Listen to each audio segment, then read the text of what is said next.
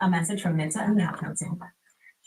KOC and Bellevue, Omaha. This is 1620 The Zone.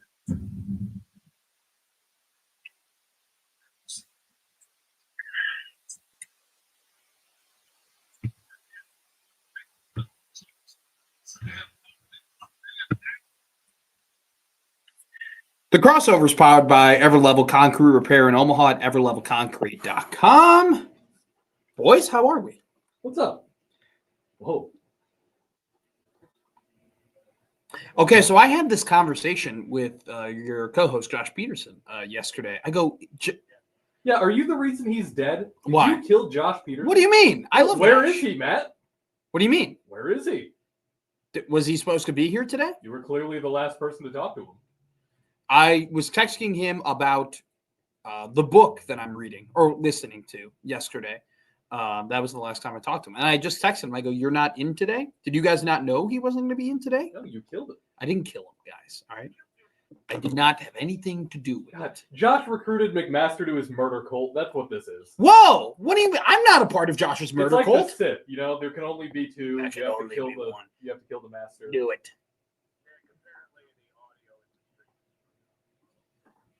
I think it's because I'm not muted.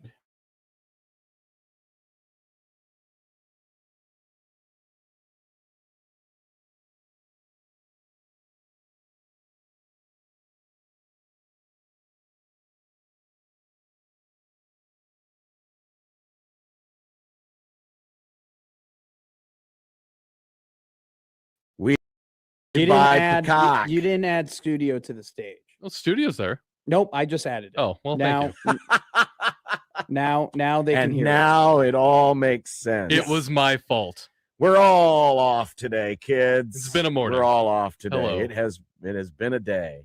Okay, let's restart here. Yes. I did not kill Josh Peterson. Okay. It's a weird thing to start out with. Nobody else heard that before. Why are you just saying that out of nowhere? You accused me when you didn't put the studio on the stage and nobody could hear us. That you accused me of killing Josh Peterson. I did no such thing. I didn't know. Nobody in the such chat has heard thing. any of this before. They just heard you say you didn't kill him without any.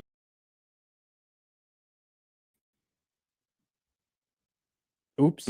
I texted him last night, though. I was like, I can't believe that John is going to fly in, land, because Mitch Ballock was on the show yesterday on Blue Jay Overtime. And out of curiosity, I was like, Mitch, are you guys like, are you staying over in Milwaukee? You staying in the hotel? You coming back tonight? Because I didn't want to keep him for too much longer. And he was just like, no, we're on a plane tonight. And I'm like, all right, I'm just going to let you go then. Because, we talked for 5 minutes and it's good enough for everybody. Yeah, we didn't need to really recap that game much. No, not really. I was like, what the hell do I even ask him?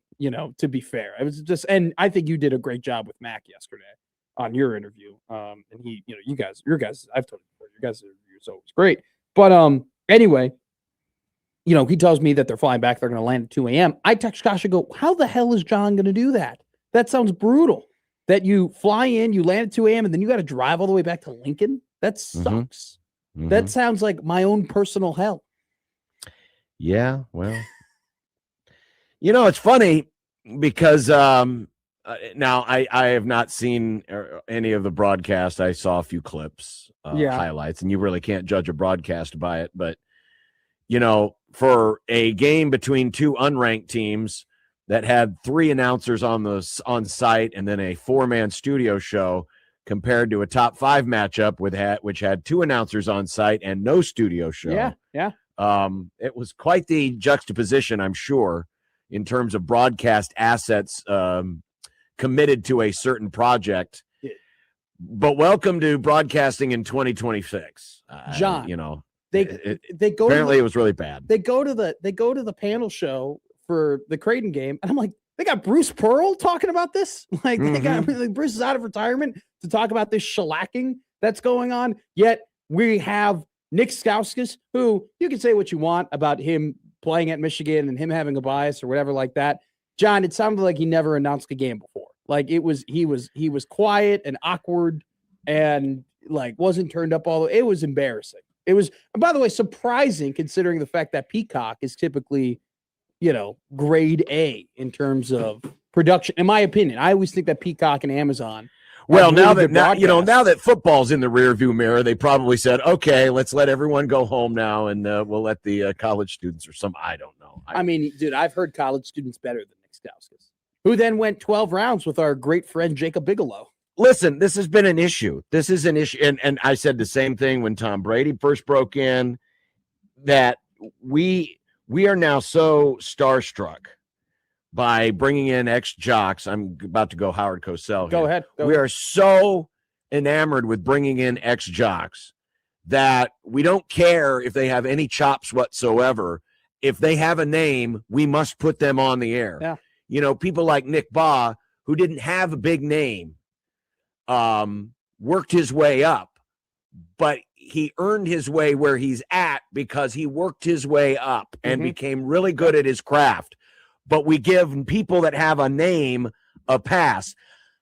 I can't tell you how many times I would love to get in front of every television executive who's out there and do the whole Three Stooges routine where I slap them all in the face at the same time, just like a row, just bop, bop, bop, bop, bop, bop, and say, nobody watches the broadcast because Nick Stauskas is the color commentator or Tom Brady's the commentator. Nobody watches. They watch because it's football. Yeah. They watch because it's basketball. So get these people the training that they need so that when they make their debut on a big broadcast, they don't sound like they are on public access. So here's this is a great segue, John, because what's happening tonight is Sam Hoiberg very, very famously wants to be a broadcaster when he's done with playing, basketball. He intends to go pro, and then, after he's done playing pro ball for however long he can, he'll go ahead and be, he'll broadcast. He's on KRNU again tonight. It's going to be his third time on KRNU doing the Nebraska women's basketball game for Northwestern. Fantastic. Because of your point, John, because he's got people, very smart broadcasters in his ear being like, hey, dude, like, we understand you got a good last name. You got to learn how to do this before we go ahead and we put you on Peacock, or before we put you in front of a big audience. Because honestly, who's going to want to put Nick Stauskas now on more calls after his performance yesterday? And it's not, again, he may end up being a good broadcaster at some point, but he's got to work at it. You got to grind your way through the minor leagues, if you will. And you do, and get some reps before they put you on a big stage like this. And I'm guessing that Nick probably didn't take broadcasting courses at Michigan. I'm not sure. Not that really matters, neither here nor there, but still, I don't care what his background is. Get them the training that they need. Get them some training. I'm not even asking for a 5-year internship here. I'm just asking for some training before we just say, here you go. And they all do it in every sport. And the television executives and the producers are the people to blame because they don't have enough GD sense in their GD heads to understand that this is important and that people do not watch because Tom Brady is on the broadcast. Period. Full stop. They do not watch because Tom Brady is on.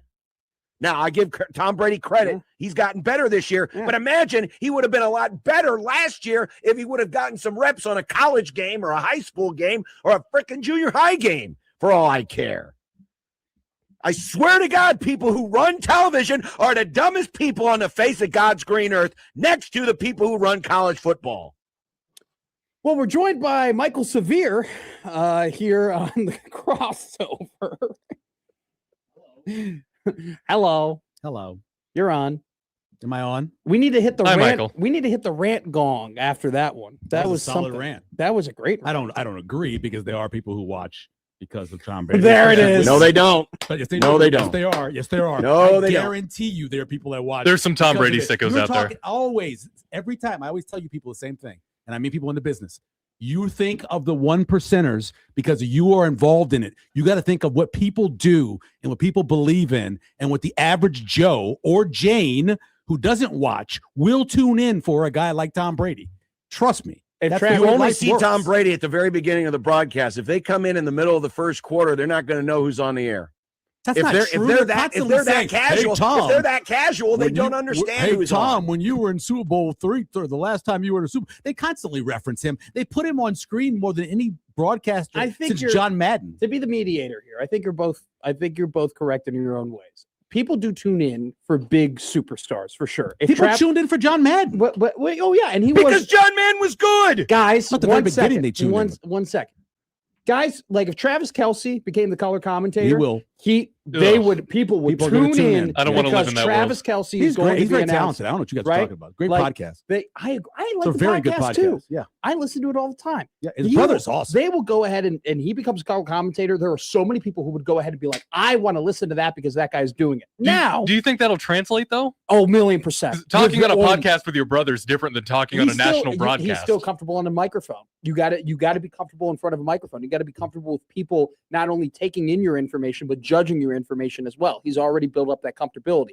Now, to John's point though, nobody's tuning in for Nick Stauskas. You know, like when Robbie Hummel became a color commentator, no one was saying, "Oh my God, Robbie Hummel! Like I got to tune in for Robbie Hummel." Right? Those guys built up their credibility. So there's a little bit of both. Like people tune in for Tom Brady, but they don't tune in for every You're post. comparing the player of the year candidate in the Big Ten to the guy who won 7 Super Bowls. Well, no, and guys, sells billions of dollars worth of merchandise. no, but I'm not comparing. I'm saying that both sides can have some merit. But Yeah. I definitely do agree with Michael in the fact that if you got a big enough name, initially, hell yeah, people are going to tune in. Whether They you wanna agree listen to or disagree with my point, this is true. You don't put somebody on the air who can't do the job. Colt McCoy.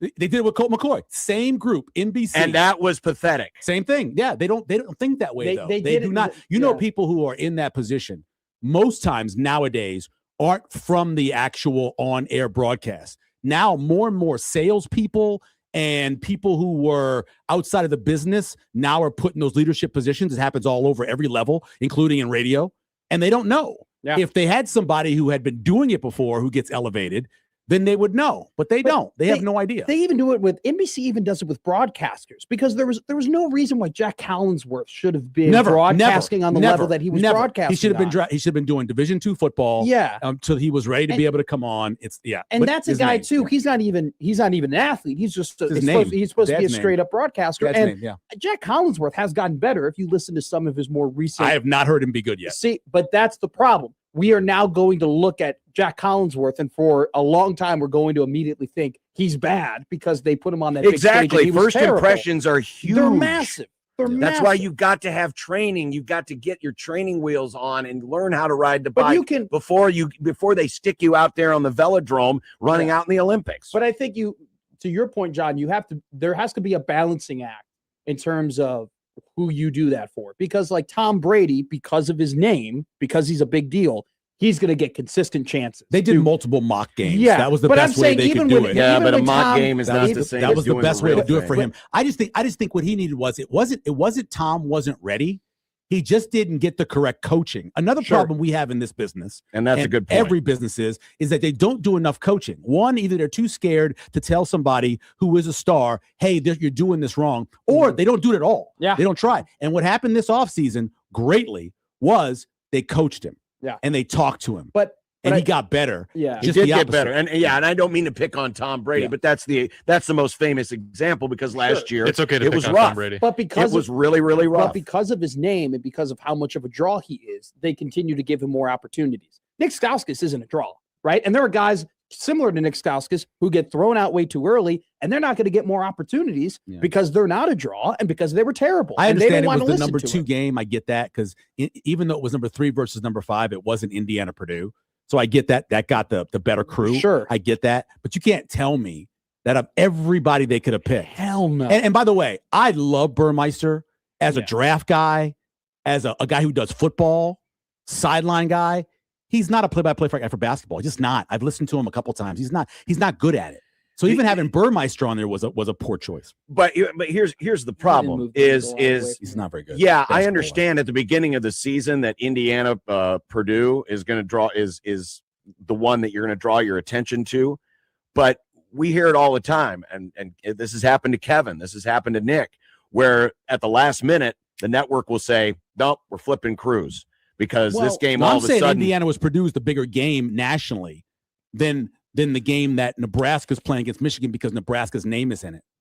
The Indiana I Purdue game is understand a that, bigger but game man, when you got those kind of rankings and you have the one of the last undefeated teams in college basketball. I don't care if your name is Wake Forest. I don't care if your name is I think whomever. Yeah. It deserved better than But it I got. think more importantly, There's no comparison in Nebraska, by the way. You can throw Wake Forest out there. They actually had a team that went to the Sweet 16. Nebraska can't be compared I understand. to I don't anybody. mean to pick on Wake Forest. Yeah. Pick any name Yeah. team. You guys, any team. but you guys know this. You guys know this better than I do. Like, this is a freelance business, you know?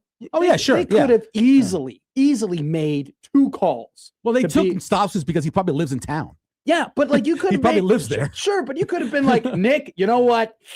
A little bit bigger than we thought it was going to be. Yeah. You don't have a ton of experience. There's going to be And a lot we- of eyes on this and- product. We're going to make a call. We're going to get somebody who's done this at least, because that was the thing. It sounded like he never did it before. Like his voice wasn't high enough. He wasn't confident enough. His part of levels it were wasn't off. his fault. Part of it was the levels They were terrible. overall were bad. They were terrible. And remember this too. There is no better signal in football than NBC. I'm telling you. yeah. You could agreed. watch.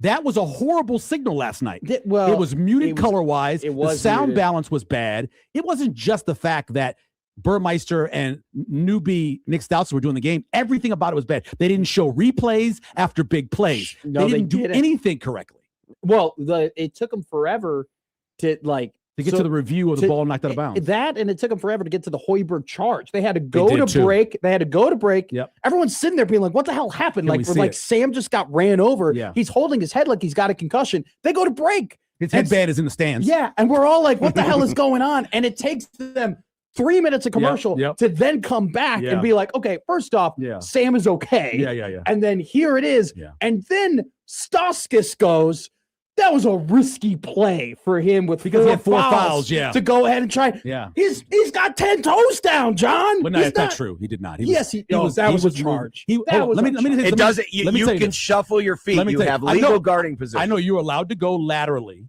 right? You can't go forward. I completely understand that. The reason to charge is because the lead of the shoulder, right? He wasn't He was completely playing. set. He He was moving. Right, Now, but you don't I have think- to have your feet set in concrete. No, you do not. You can His move chest laterally. You was- can't move forward. Chest If right.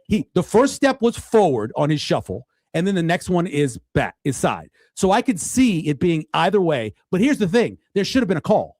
Yeah, that's a big. That's the thing. There And- should have been Right. either a charge or a block called. There's no way that can be nothing. If you look at his first step, it's forward. Then his next one, the quick shuffle right there, is to the side. The shuffling of his feet, I think, is one reason why they didn't call when it. the But it's contact the is shoulder. made. When the contact is made, look, his left foot. It's bang, no, he right moves. there. He moves No, right. He doesn't. He moves No, he right when doesn't. the contact Wait, happens. wait. Yes, it does. Wait. He moves right when they're showing it on the screen. If you watch it, right when the Wait, I contact got it, I happens, got it, he's okay. shuffling.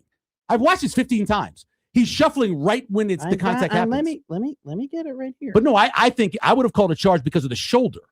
He's not going up vertically. He's dropping his shoulder in there. That's Yes. that's the flag. That is the reason why it should be a charge Yeah. more than anything he's else. He's got 2 feet down. Yeah, I bet you this. If instead of trying to set up for the charge, if he comes up and goes vertical, if Hoiberg goes vertical and he still drops the shoulder, I think they call a charge there.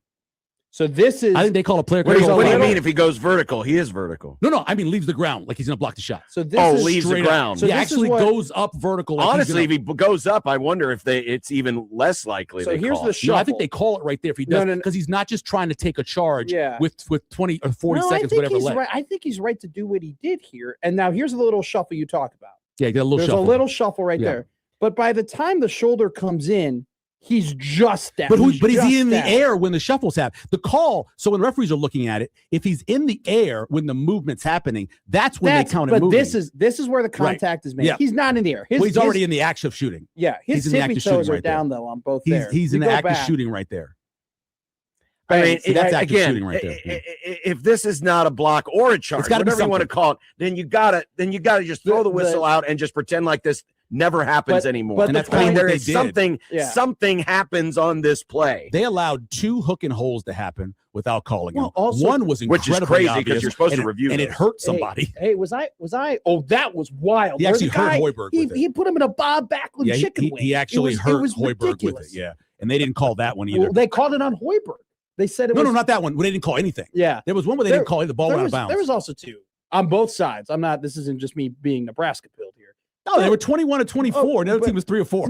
Wait, but no. But I'm saying this. You didn't let me make my point. Yeah. My point is there were a lot of like just moving screens in general. Oh, yeah. Dudes just straight up like bulldozing guys they let out them of the play. way. They let them play. Yeah, I don't know. In the There's- second half. There's a certain and then they didn't. That was my problem. I have no.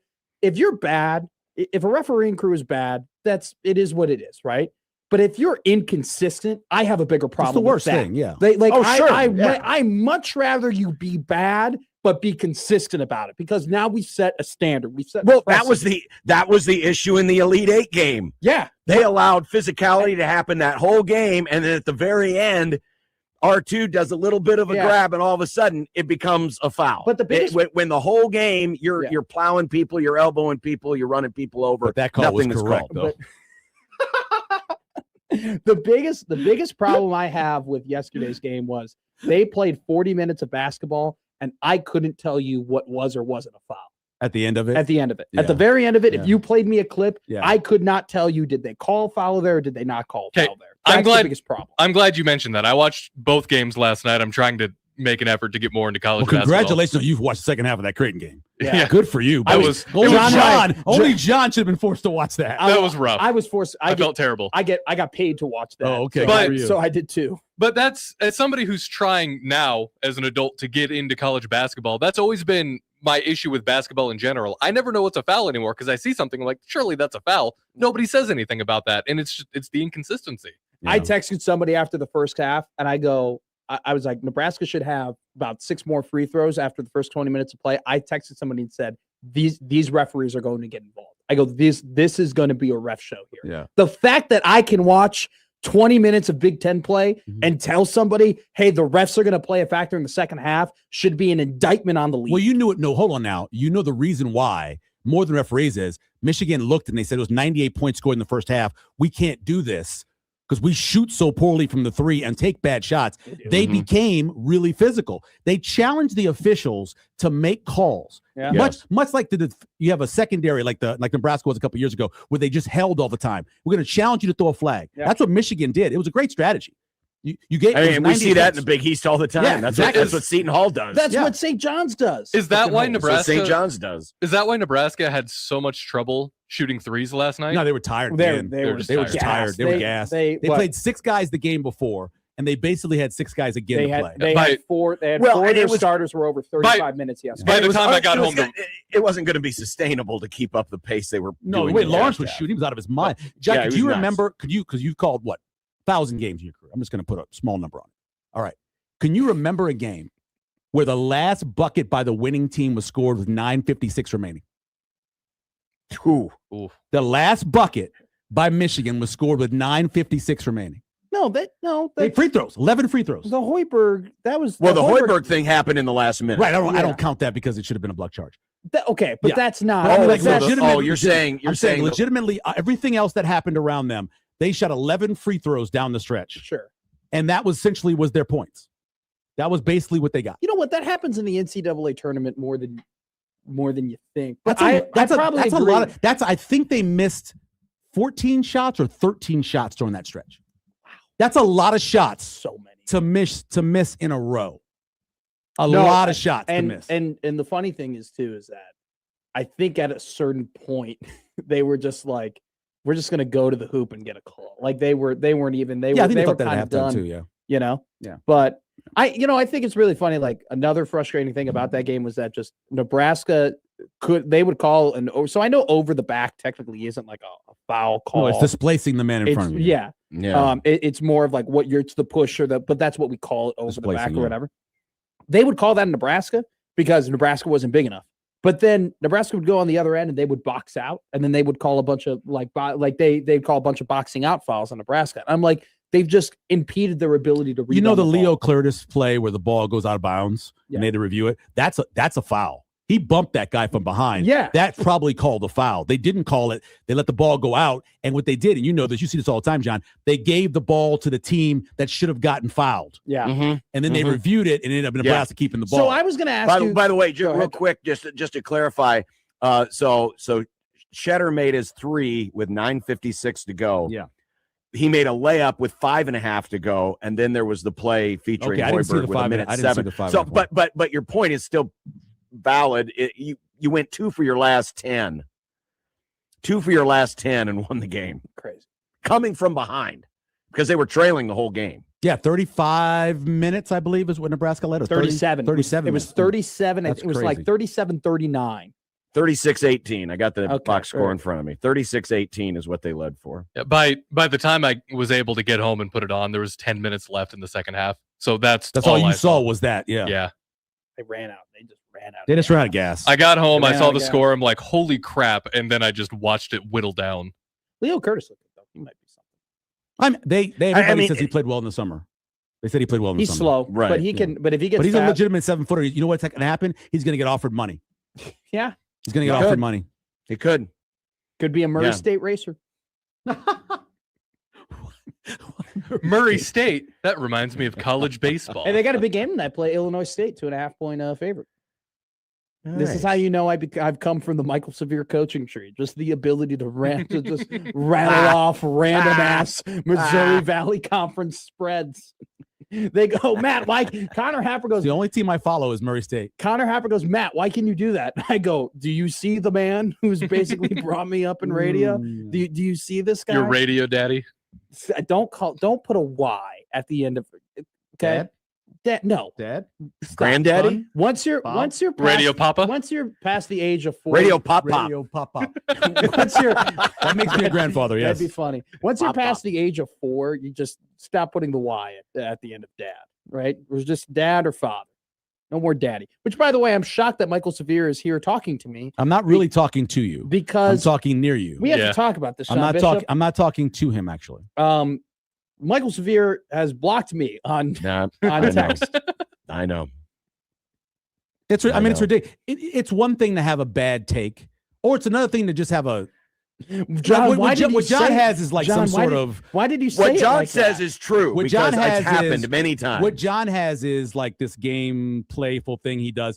That's wrong because I go to Popeyes a lot. He doesn't, so I know. because I'm tired of being treated like Because second class citizens. That's not true. It's a little racist because it's Popeyes. But anyway, I personally believe that it's one thing to have the little thing that John has, which is, it's his thing. For you to actually have an opinion where somebody actually believes that KFC is better than Popeyes in terms of fried chicken is either somebody from Chicago who has all that nasty food or Why did you just just answer? doesn't Why did you understand just chicken. Why did you just answer your own? I like your own question? I'm using both of them.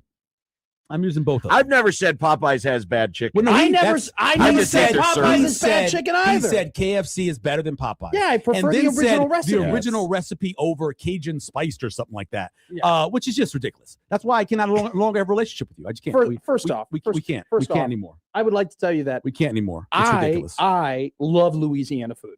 Okay, I love Louisiana food. I carry around Louisiana hot sauce packets in my backpack. See, there's at your all problem times. right there. You should have Crystal. Is There's that never- the hot there's sauce no reason. equivalent of There's I'm no not reason. racist, I have There's a black friend? no. I carry Louisiana hot sauce. I carry Louisiana sauce. hot sauce. I like Creole flavors. All right, I do. All right, you can't tell me. Oh, I my just goodness. prefer. I grew up on It's it. gonna All take right, quick. I grew up on it. Hot sauce is Cajun. Cajun. Okay, Creole's is a different thing. Okay, sorry. I Racist. apologize. Yeah. Not racist. Not racist at all. All right, there's nothing racist about That's what I'm it's talking like about. xenophobic with a state. What is it? What is xenophobia for states? Oh, geez. Whatever that is. Statophobia. I'm not sure what that's called. I like KFC. I prefer KFC I just over don't. It Popeyes. doesn't make a lot of sense to me. I don't think that this is a controversial opinion. It This is. This is an opinion held by plenty of people. They're not. No, not I'm plenty. not- Not plenty. I'm not. plenty. I did not mean it in a malicious Not- or not mean plenty. way No, whatsoever. you just I like, like what I like, and I I prefer. feel bad for you. I prefer the taste and I prefer the texture of KFC chicken over, sometimes. Is it the because your gums are a overbreaded- little tender and you have to eat the I brush my teeth every day. It's the tender gums, right? That's No, why you can't eat it's crunchy not- chicken. No, Is that what it because is? it's because Look, when man, I order understand. chicken, Bleeding gums McMaster. Exactly. No. That's When gotta I be there. order chicken, I'm not ordering it for the bread. I'm not ordering it for the crisp. I'm You've gotta ordering put- it. You've got to put the finish on that and say I bread. am You ordering. have to say bread. I am Yeah, ordering that's chicken. really weird. I am Bizarre. ordering chicken for the protein, for the juiciness, gotta say- and for the flavor added. And KFC Taste it. gives me. Taste. You're ordering from the taste. correct? Yeah, and it The tastes taste. better. The KFC The tastes herbs and better. spices. Yeah, that's not true. The 11 herbs and spices. First of all, it's soggy. That It's original, not the original soggy. recipe is soggy. It is That's just not soggy. soggy. That's completely it's soggy. false. It is. Now you're The just extra making crispy, things no, up. the extra crispy at KFC is better than the original recipe. Exactly. I Much better. I understand guys you have get bad We out of never offers. ate original Get out of recipe when I was growing up. We It didn't. was always you extra know, crispy. So we didn't get extra crispy. I remember the promotion for KFC in Louisiana when they went to extra crispy because all they had was original recipe. Yes. And because of Church's and Popeyes kicking their ass, they had to add extra crispy to try to compete.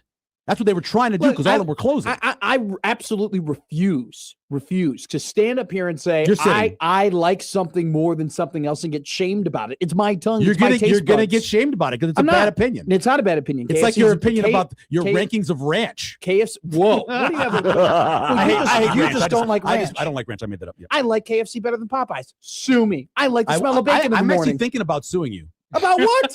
I'm About thinking what? about getting an What did I attorney do? and suing you for that bad opinion I will on radio. say that the original recipe Is great. is it's awesome. better. It's is tasty. better from a taste perspective than the extra crispy, but it's missing so much of the crunch. because it's soggy. And I don't. It's I mean, not, I'm not first a big off, fan of the it's soggy. not soggy. All What do you right, mean? It is stop. soggy. It's compared not compared to soggy. Popeyes, it's soggy. It's very soggy. It brings a better depth of flavor. You're out of your mind. I'm not you out can of my still mind. have good depth of flavor with I'm a little gonna bit tell of you crunch. right now. Here's why Popeyes. There's let me say- not a little bit of crunch. There's no chicken when I have chicken at Here- Popeyes. here There's is not why- enough chicken. Here is No, there is why tiny it's the chicken same pieces. amount of chicken. It's Same try, amount- it's same so amount. tiny. The only They're little tiny. They're place itty that bitty got tiny big baby pieces. I will pieces. say The that. They're only itty place bitty that has tiny big baby pieces is pieces. Church's. Church's has the big. No, you really want you know bigger what pieces? big Go to pieces? Church's. You know what big pieces? Church- KFC. That's KFC not- got, that's not they true. got really big pieces. Look, when I worked at they the got the newspaper, biggest pieces. when I worked over the newspaper, and this shows you why the newspaper died. Whenever we had a Christmas thing or a Thanksgiving thing, they would bring in the chicken and they would get KFC. It's a good reason why the paper died because they would choose KFC over the superior good chicken. And Well, trust that's me, because their order from Popeyes is still No, they're it's still because waiting for it. it's just because simply they were being cheap. Anyway, That's all I'm probably saying true. to you is that one of them seasons the chicken and the batter, which bread as you were calling it, and then cooks it. The other only puts the seasoning in the batter. That's not true. That's something. want to bet? No, I don't. Would you like to bet? I wouldn't like 'Cause to you bet. know I don't who is- believe you the know who has been KFC there? seasons the chicken. They don't season the chicken. They season It the still batter. tastes good. They, It still they- tastes they good. season Is it the a brine? Do flour. they brine the chicken? Guys, I don't. At know. Popeyes? I'm asking No, at no, no, no, no. Popeyes. They Let me tell they you, they do I is they don't care. season it when they put it in the walk-in, and then they bring it Oh, out. okay. And they Dry- double it's like a batter dry it. rub. They double batter it. Look, So you all got flour. I got you it. go through the egg wash and then into Right. the flour again. Okay, So, which is seasoned. John, Yes, also let's date this back to yesterday's conversation. sure. When Well, I, fairway. well, no, because at this No, point, this is what it's just- Stib said. By the way, the Mercado is better than Fairway. Super Mercado's chicken is incredible. Supermercado is amazing. That's That really good. stuff's Is that really, the one that really Pedro good. brings in? Is Yes, dude, that is that paid. That's the all right. Pedro chicken. I'll- Mercado's dude, incredible. Super That is Mercado's legit awesome. spicy. I That reminds love me that of chicken. old That is great Popeyes. chicken. You So know what it is? good. It's crunchy, not But soggy. that's the type of chicken I'm like kind of licking my lips a little bit from the heat, but I enjoy the heat. Oh, don't be a wuss. What do you mean? I can Don't lick come my in here lips being after a a heat. wuss. I'm not a wuss. I still eat it. heat on it. I was I'd expect a Did I say I Louisiana was hot bothered? sauce Did I enjoyer I to was say bothered? that. Did I say I was bothered? Did I say that I You did enjoyed act it? like it. You get a little heat on my lick your lips. I get a little tingly. I'm Caucasian. Heat doesn't work with me. You said you were Hispanic. Oh. I can do You a little lied bit to of me. both. You told me you were. I can be both white and Latin. You gotta, my abuela. What's your name again? Abuela. Yeah, the abuela. Abuela. Yeah, Abuela See, Rosa. you should all right, be when you fine talk with the about- spice then. Cuando tú hables about mi You should mi be fine with abuela. the spice. I have to bring. respectful, I have por to bring favor. in Nick to speak Spanish for me. Real quick though, what I was going to say is when I went down this hole of saying I liked KFC better than Popeyes to bother Josh Peterson. The K-hole. Did you know that I was sentencing myself to death with Michael Severe as well? To block him. He had to be John, blocked. were you aware? Oh, absolutely. Did you? Michael's. I mean, if there's a conductor for the Popeyes cult train, it's Michael Severe. Did you? I'm in the Did cult you train. contact He's in there John? pulling the Did whistle you on him. contact John to tell him that you blocked me and you were disappointed with me? No, No, I I just did saw not. his tweet. I tweeted just about saw it. his tweet. I tweeted about it. Okay, so real quick, But now you're blocked. You couldn't see it. these error. No, I'm not blocked. These error messages. So real quick. I mean, Michael has doxed my number on here before, so I have no problem sharing our text messages. This is true. I did block it out. Don't make me do it again. So all the no, he's fine. All of the gray there is Michael being error message 305. Message delivery failed. Further messages will be charged to your account. And then he goes, DMS server error 404, destination unauthorized. SMS error. The phone number you're trying to reach is no longer in service, but he had a typo. He put a quotation mark on accident over the period. It's a good bit. No, actually, I didn't put that. I was copying it. So okay, so I Copy was and going to ask. paste. I was Did copying you, and pasting. did Nicely you? done. I was going to copying and ask if pasting you them. did There's a that. whole page for these, Okay, and I just went to the page and I just pulled them up. I did. I was going to ask. Are if you the did Are you the that. one that sent me the DM from Damon that I'm not supposed to click on? No, sir. No, don't click Although- on that. Don't although click you on do that. not click you on could get DMs from Damon. rich. That happened to that happened to me about what was that, about a month ago? or 2 Almost months happened ago? to me. Oh, It did happened- it? I didn't click on anything. But Okay. they actually went through my email, and because of the way Twitter works, and I have a couple different emails for Twitter accounts, it was the one that I never look at. It was my one I never look at, and because of that, I missed the request, and so they just went around me and they put out the Bitcoin one, not the thing about me running again some podcast. They put Yeah. the Bitcoin one. It took me 2 full days Wow. of emailing and talking on the phone with people to get that redone. So That's why I use a two-factor authenticator on everything. No, I had that. I had a Oh, two-factor. really? They bypassed They that? bypassed. Well, once they got in there, they changed it from no two-factor. Ah, of course they did. Yeah, What- it was sneaky. what happened to me is that Brian Edwards DM'd me with Oh that, yeah, don't hit that. and so I hit it, and I was intending to fill it out Yeah. because you got to fill out your email, you got to fill out all your information, because I legitimately thought Yeah, Brian Edwards, because that would be a guy that would be on a podcast, right, and like be doing things, and I was like, all right, Brian wants my vote. I clicked it, I was gonna fill it out, and then I got a text message, yeah. and I hit the text message, and then I forgot about it. I text Brian and asked him if he was doing this. Oh, really? And then I got one from Lee Sterling. Yeah. Oh. And I Our- text our Lee gambling and I guys go, were getting I'm exposed. like, you're not doing this, right? He goes, no. And that's why I didn't. So I like got distracted and never filled it never out. went back. And then what are you again? What's your He's Gen Z. Gen Z? Gen Z. yeah, ZB. I got Gen Z. distracted, never filled it out, and then Brian came on the show the next day. He goes, "Yeah, by the way, I got hacked on Twitter. Well, okay, don't good, fill yeah. that out." TikTok brain worked And- out once. Yeah. And I'm like, "Well, okay." It took a while What's for my mom texted me. It That's took the a thing. while for who got hacked recently, and it was Damon? up for a long time. Jimmy Allen. Jimmy Allen. No. got hacked. This was somebody else. Older. Oh, it was Tom Chattel. Donardo got hacked. Jerry DiNardo got Yeah, it was up for like, it took like 5 days for him to get it changed. I can't wait for Tim Brando to get hacked. And you had to That'll go be through funny. Twitter to do that, to fix that, or Yeah, it was all through Twitter. You have to do a couple different things. One, you start off with Twitter, and then you have to go into your phone, but your phone is blocked because the person goes in and they knock you out of there with new password, or they take off the two-factor identification. So when Twitter sends you the thing you have to click on, you can't because you don't have two-factor authentication. That sucks. It's a pain. It's a pain in the butt. I've been hacked. Woof. I've been hacked on Instagram, but never on Twitter. I don't know if I would have the patience to even want to try to fix it. I I'd probably think you just would. create a dummy account just to follow people, Well, and I'd be done but tweeting. they keep sending out stuff from your account, Yeah. trying to trick people to Yeah. clicking into stuff. Right? You would want- Yeah, So that's yeah, the tough part about it. yeah. I feel bad about people that might do that. Alrighty, that was great. Are my sins forgiven? Probably not. Yeah. No, never. Are you going to come on the show next Tuesday? What show? Middays with Matt. I'm not familiar with what you're talking about. It's the show you've come on for the last 3 weeks. Oh, Michael's that's a a grudge regular holder. show. Congratulations. This guy acts That was like good to hear. this guy acts like That was like he good to wasn't hear the that you fir- actually got a show. It's- Good for you're you. acting like What's you it were- called? it's not like you're acting like you weren't the first to call me. What's the show called? MID. Mid with Matt. I got it. Mid Matt. Mid with You're just Matt. Matt. You're so mid. It's called Mick Middays is what. So I have the logo, the main logo, the Blackhawk logo is Middays with Matt, but our side logo is Mick Middays. You know, we have two different logos. Okay, awesome. Yeah, we're a 2 logo program. I don't know what you're talking about, but it's kind of cool. You know, you have the patches. We have the patch. Our main logo is Middays with Matt, but our patch logo is Mick Middays. Okay, like TBL. I don't know what that is. I got but it. Sure, I'll rock with it. Okay. We'll take a sponsorship logo too while we're at it. Well, it's all legal now. It's legal now. It is. We just take a sponsor in general. All right, there's your crossover powered by Everlevel Concrete Repair in Omaha. Thank you, Matt. Of course. And Michael Severe in job. for Josh today. We'll get the Grum started next on 1620 The Zone.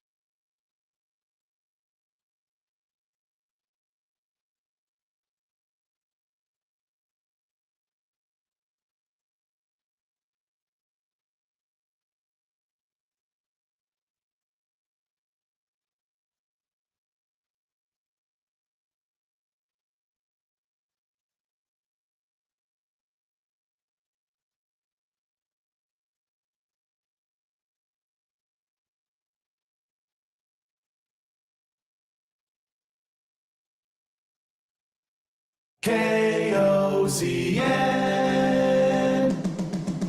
Unsportsmanlike conduct on 1620 The Zone. Husker Athletics, Creighton, and yes, UNO. Don't miss a moment, they'll give you your fix. They're on every day from 2 until 6. Spend your afternoons with John, Josh, and Nick.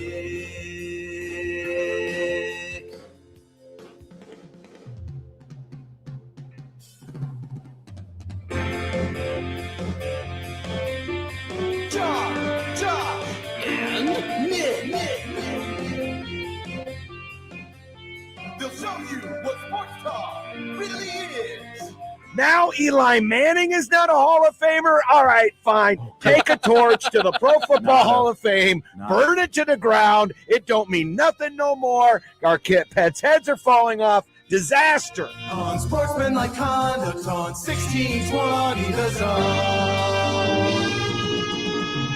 Husker Athletics, Creighton, and yes, UNO. John, is this whole show just going to be you getting on soapbox because normally Josh and I don't let you?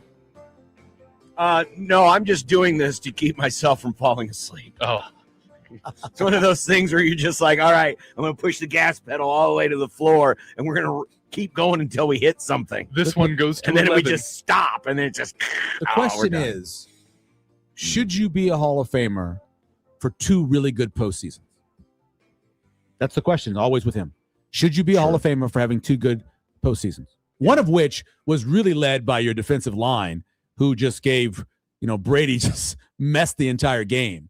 And you made one big throw.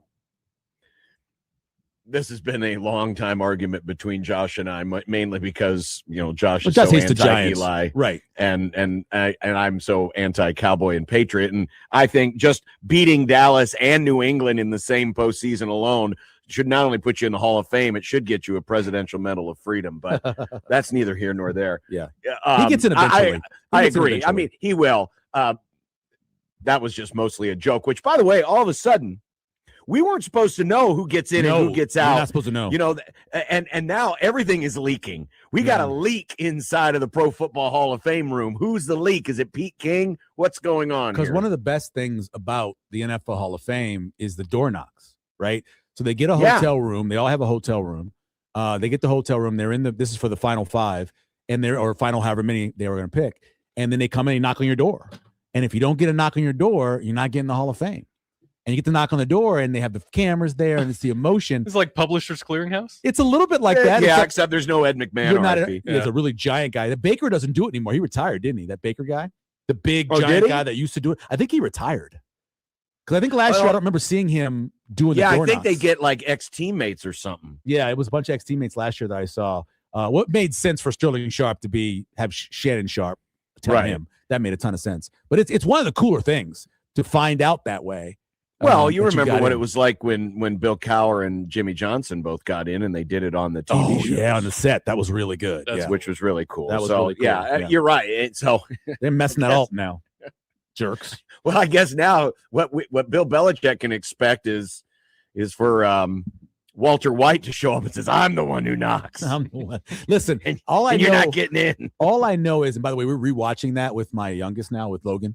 After watching Pluribus, he wanted to see more of that guy that produced that show. Vince Gilligan, yeah. And so we're watching that now. And I said to him, I think after the first season, I said, "Here's the great thing about this is that you're going to see something that happens in real life, because you're going to see somebody go from being a good person to being the ultimate evil. And it doesn't take a lot for it to happen." And he's like, "What do you mean? What do you mean?" And I said, "There is going to be 3 specific episodes that you're going to say to yourself, oh my God, this guy is so evil." And we just hit one. The second one obviously involves one of my favorite people in the world, in Kristen Ritter. And then, of course, the other one involves a little kid. What's the first one? I haven't seen Breaking Bad in a minute. Yeah, the first one happens in season 2, episode 6. Is the first time where you're like, oh, he's really turning. This is when they get kidnapped by by Tuco. Yeah. By Tuco. Yeah. And then what he does with the faking of everything and all that. Gotcha. Yeah. So that whole episode and then the next episode. Yeah, the fugue state. Yes.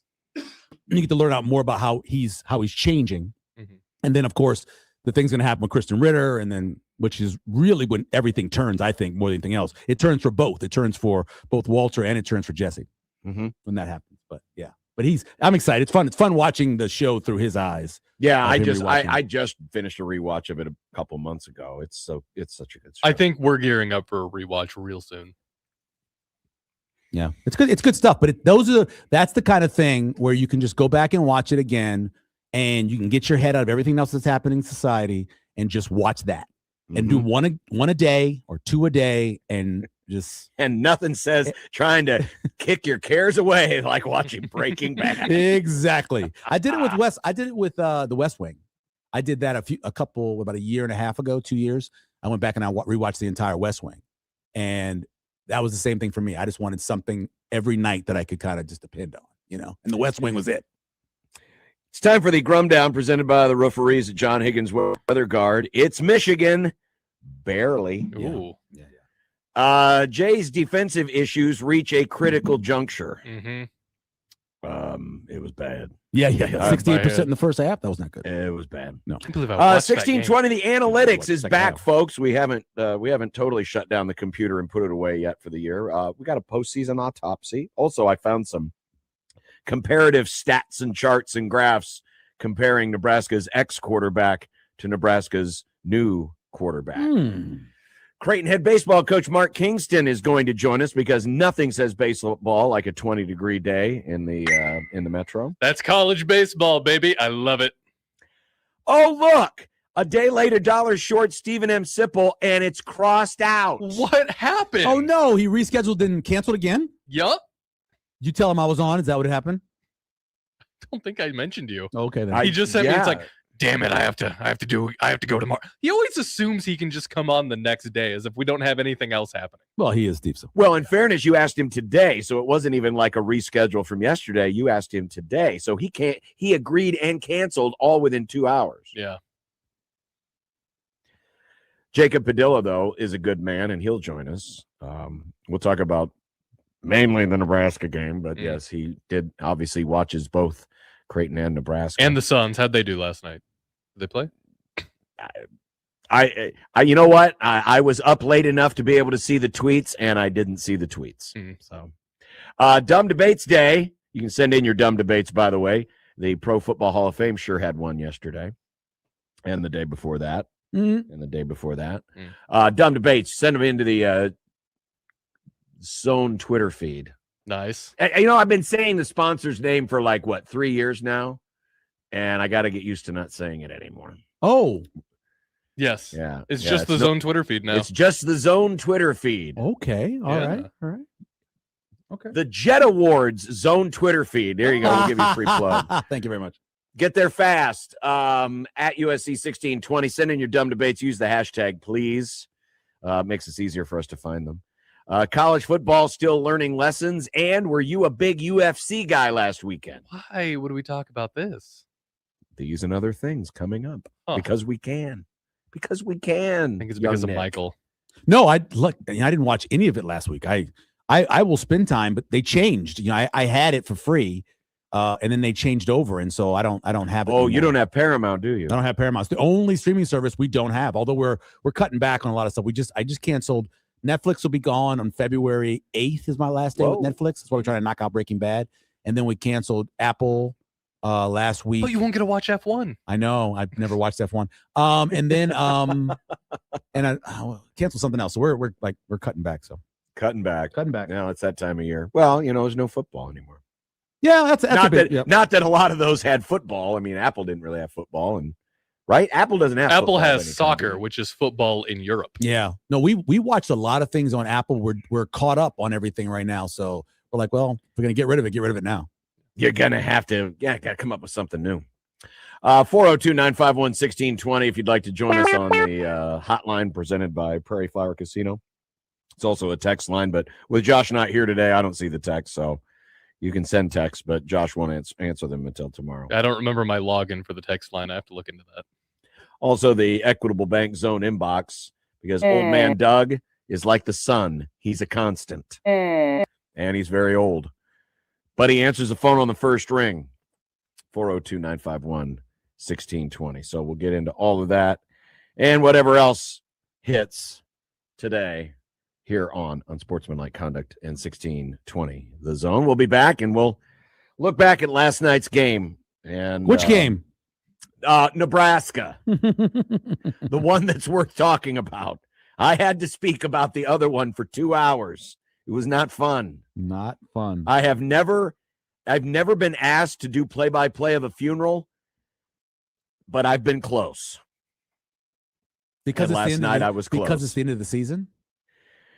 No, it's just No, I mean they need to obviously they need to beat Connecticut. well, yeah, I know what your point is, but Yeah. it felt like covering a funeral because nothing good was happening. This wasn't like one of those fun funerals, where they play music and tell funny stories. This was a sad funeral.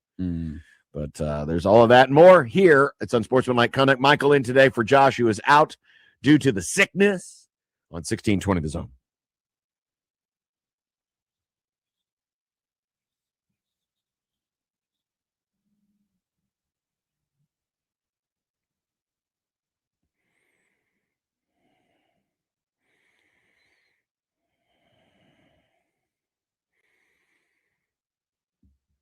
You are so needy.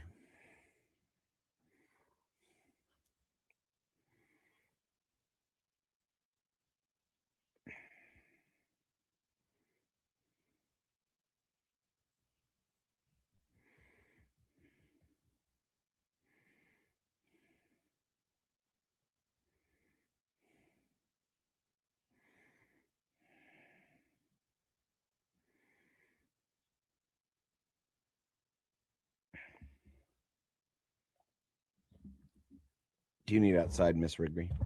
Do you need outside? All right, let's go. Back. You need outside, Miss Rigby.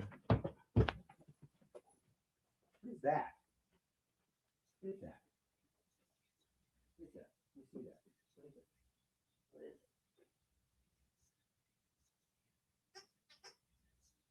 I don't know if you should have that because it doesn't have anything attached to it. Come on.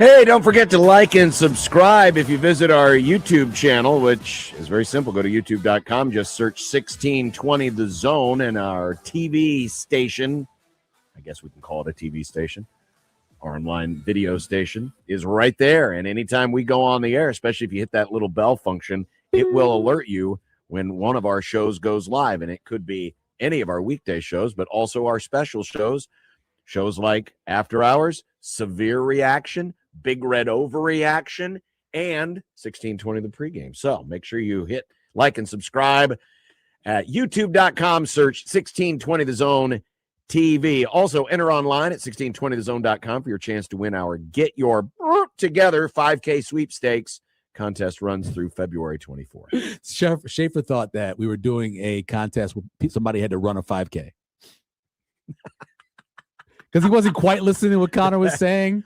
And he's like thinking to himself, I got to make somebody run a 3.2 miles, baby. That's how this is going to work. That would go into the Hall of Fame of worst radio contests of all time. That would be up there with Name Your Meat.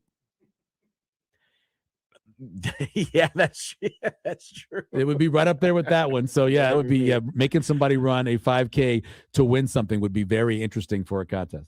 All right, it's a good thing that you're here today because I owe you an apology for yesterday when we were talking about Nebraska's schedule release. Yeah. And we were discussing the fact that Nebraska has only 2 home games after October the 10th. October the 10th, they host Indiana. And then there are 4 road games, an idle week, and only 2 home games. And I mistakenly, I assumed, make an ass out of you and me, when you tweeted out, or I think you texted Josh or something to that effect, 1979 was the first time you had seen an occurrence such as this. I misinterpreted it as you were looking from present to past. No, because you had actually started your search from past to present. So I misunderstood. So I went in and just finished it out. This will be the 12th time since 1979 that this has happened. Basically, it happens when the last game, a lot of times, is on the road. When that Oklahoma game was on the road or Colorado was on the road, that's usually when it happened. And then a couple of times you had it where they played in Tokyo, and then another time where they played Kansas State. Yeah, and there was another one where they played another one that was a neutral site game. So it's the 12th time. It actually happened 2 years ago, 2024. Yep.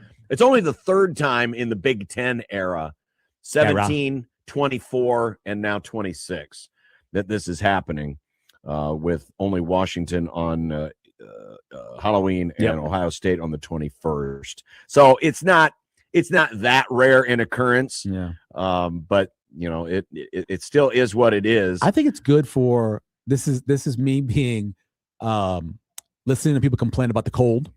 I'm just tired of it. And so at least this gives you pretty much almost all, except for Ohio State, probably pretty good weather. I know October 31st in the past, there's been some horrible weather back before we had climate change. I understand that. But in general, pretty much all the way through Halloween, you're going to have pretty nice weather. So people won't be complaining that it's too cold.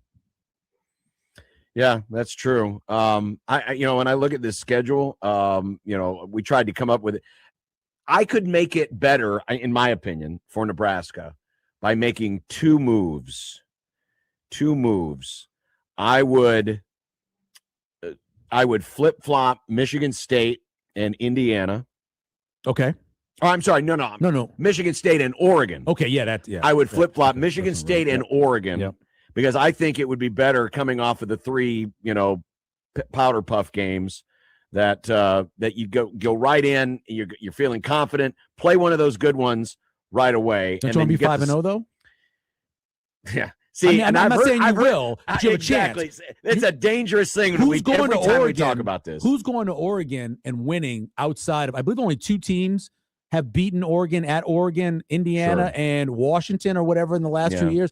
Going to Oregon that's a task. You're probably not, but I think you have a better chance if you're going into Oregon coming off 3-0 than you are going to Oregon coming off Indiana. Okay. All right. Which could be the first loss, right? Sure. And then you're going into an idle week, and all of a sudden people are starting to connect the dots and going, oh, 5-0 start, 0-7 finish, Yeah, sure. And idle week creates idle mind. So I would do that.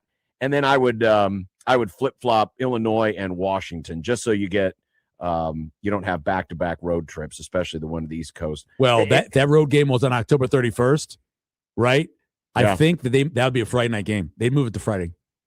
That would They be probably would. That would be your Friday game. I don't know if November 7th they're going to have a Friday game or not, but I think if it was in the last day of October, I think that would be the Friday. They like putting Illinois on Friday.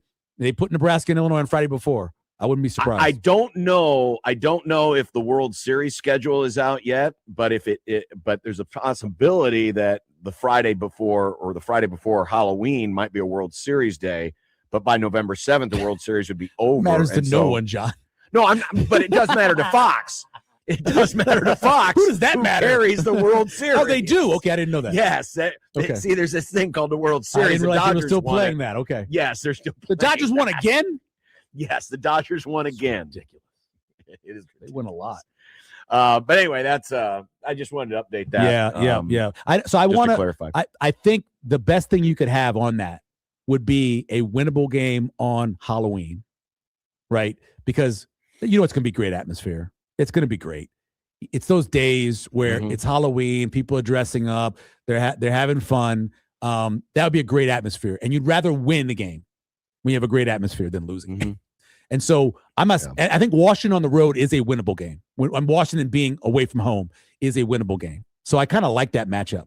I would rather have the chance to go 5-0 than to have to lose the game, that second game in the conference play to Oregon. That's the only thing I would say about that. Yeah. Anytime it didn't even dawn on me, I guess, call me glass half empty guy, but I was looking at the negatives of the schedule. I wasn't really looking at the positives of the schedule. But then when I, saw some of the observations and heard some of them, hey, it's set up to start 5-0. I immediately was like, whoa. We've done this act before and it's never worked out. You're talking about optimistic and pessimistic. You want to do something fun after the show when you have time? Go back and listen to Sam McEwen's segment on Connor and Shape this morning.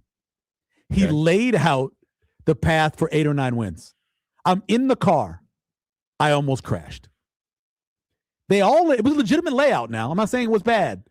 But when it was done, I was like, he just got them to 8 or 9 wins. Holy, wow. Whew. Yeah, it was crazy. And he goes, I wouldn't say 10, but certainly, 8 or 9. I was like, I have not heard anybody do that breakdown and speculate that with such optimism based off of the schedule before they came out or the schedule after it came out. Well, and this time of year, it's always a fool's errand to try to assume anything. And I know we always do it. We even did it on the show yesterday. Does it look like a 5-7 schedule? Does it look like a 6-6 schedule? Yeah, sure. We don't even know what the makeup of these teams is going to be yet. Right. We don't know what the Friday game is going to be. We don't know what time these games are going to be. You don't know about injuries. Yeah, it's a lot. So last night, the streak is over. Nebraska basketball is human. They finally lost. Yeah. Albeit it probably came in ways most people did not expect. I thought Nebraska would cover, but I thought it would be a backdoor cover. I thought they'd be a little competitive, but they wouldn't be this competitive where they would lead for 36 minutes. Yeah. They would lead by as much. I think 9 was the max. 9 or 10 was the max. And then the slow bleed in the second half. But that first half was insane. It was a classic, okay, we'll let you shoot your 2s, but we're going to take 3s. Yeah. Nebraska's made 10 3s in the first half. Michigan was 14 of 16 on 2-point field goals. Yeah. And when I saw that, I thought, damn, that's really bad 2-point defense. And then my game started. But Nebraska, they had the edge, and I thought, man, they are going to do this. They are going to find a way to do this with a 7-man rotation that includes Garcia and Curtis. Yep. Has no rink mast, has no Frager, right? And they're going to find a way to pull this off. And I even texted Jack last night, Mr. Nebraska Ball himself, and I said, and this was before the game ended, I said, I don't care what the score is. I am now convinced. I knew this was a good team, but I am now convinced this team is Final Four good. This team is Final Four good. They just they find they're, as Sip wrote last week, they're hard to kill. Hard to kill. Yeah. They are smart. They are heady. They are clutch. And Zombie Huskers. Zombie Huskers, baby. Oh, Just keep coming back. they Keep do. coming back. I'm with you though. I honestly thought the game would go one or two ways, right? A lot of times when you have a injury, especially a late injury where you're not quite sure, but your team comes out and they play with this incredible energy and they get out to a lead and they can, sometimes they win and sometimes they don't, but they come out with incredible energy. They play with energy, but then it also kind of messes with the opposing team. Yes. Because you have been scouting. Yeah. And a lot of these cases, you don't really have a chance like a football team to practice for 6 days before the lead up to the game. Right. So a lot of it's a mental scout, and it's constantly going through film. All right, here's what 51 does. Here's his tendencies. Here's what you need to do. And it's all there. And then the game starts. You're like, where's 51? And you've got to adjust. And even though the replacement is not a 1-for-1 replacement for a rink master for any equivalent player, it messes with you. And so your point is valid. I think the team itself that is affected by the loss, they elevate their game, and the other team is a little thrown off. I've seen this happen to Creighton, where a key guy, from the opposing team, and Creighton is so scouting report focused that it's all of a sudden like, oh crap, we got to adjust on the fly. And that takes some time. Yeah. And then you play a team that's got so much experience like this Nebraska team does, that it's like water. It kind of just rolls off their back and they just keep moving forward. Yeah. And then like you were mentioning the scout. So when you look at that, let's call it their small five, right? I know Berkey's not little, but when you have Kale and Lawrence and Hoiberg and Price, and that's your little four with Berkey, they do play different than having Rink in there. And they play different than having a Frager in there. Yes. And I think that did throw Michigan off. I did think the other way could be possible is that you're in a building that's fired up. Everybody's ready to go. You're playing an undefeated team, and Michigan comes out and just overwhelms them early, like in so many games that Nebraska's played. They go down maybe double digits, and then they do like they've done. They battle back in the second half and make it close. So, yeah, I thought one of those two ways it was going to go. But there's a betting strategy in the NBA for years. If there's a star out, you bet them. Because, one, the line will move, right? You're getting more points usually than you would, or giving less than you would normally give. And the team usually raises their level of play, right, when it happens. And so that's what happened last night. And you're right. They can go on a run. There's that line from, I can't remember what movie it is, but they're like, win one. Let's just win the whole damn thing. And that's what it feels like, that they could get in short rest on those Thursday, Saturday, Friday, Sundays, and be hard to scout, and their defense is so hard to play against that they can get a bunch of wins together. And I know the common theory, and the players weren't making excuses, and I think I've heard you say it here a couple of times, that Nebraska just ran out of gas, and you look at the shooting numbers, and it does stand to reason. This game was trending for 100 to 98, and ended up 75 to 72. I mean, did not go over, by the way. No, it did not. Even though 98 were scored in the first half. Two completely different halves, only 1 for 13 shooting. And we knew this about this Nebraska team, that, that a bad half of shooting would do them in at some point. But you look at what Michigan did. I mean, Michigan was only 6 of 24 in the second half. Now they went 14 of 17 at the free throw line. Yeah, there you go. Don't at me about the free throw discrepancy. I'm aware. I'm very aware. But by the way, is not all that surprising. I know the four free throws by Nebraska is exceedingly low. Get that, but they're 360. They're real low, right? Right. I mean that in many ways, Nebraska and Creighton are mirror images. They don't foul a lot, but they also don't get a lot of fouls. And so if you get a game that tends to get a little more foul heavy, it seems to benefit the fouling team a little bit more. I'm using air quotes, the fouling team being Michigan. But so I'm not surprised by the discrepancy. We've broken down the call with Hoiberg. 340th. Yeah. In free throws. Yeah. They just don't take a lot because they make again, them at a high rate, but they just don't take them. They just, they they both don't give and don't take. Yeah. But yeah, that obviously was the difference. And as we mentioned earlier, Michigan only made, what was it, 2 out of their last 10 shots. Yep.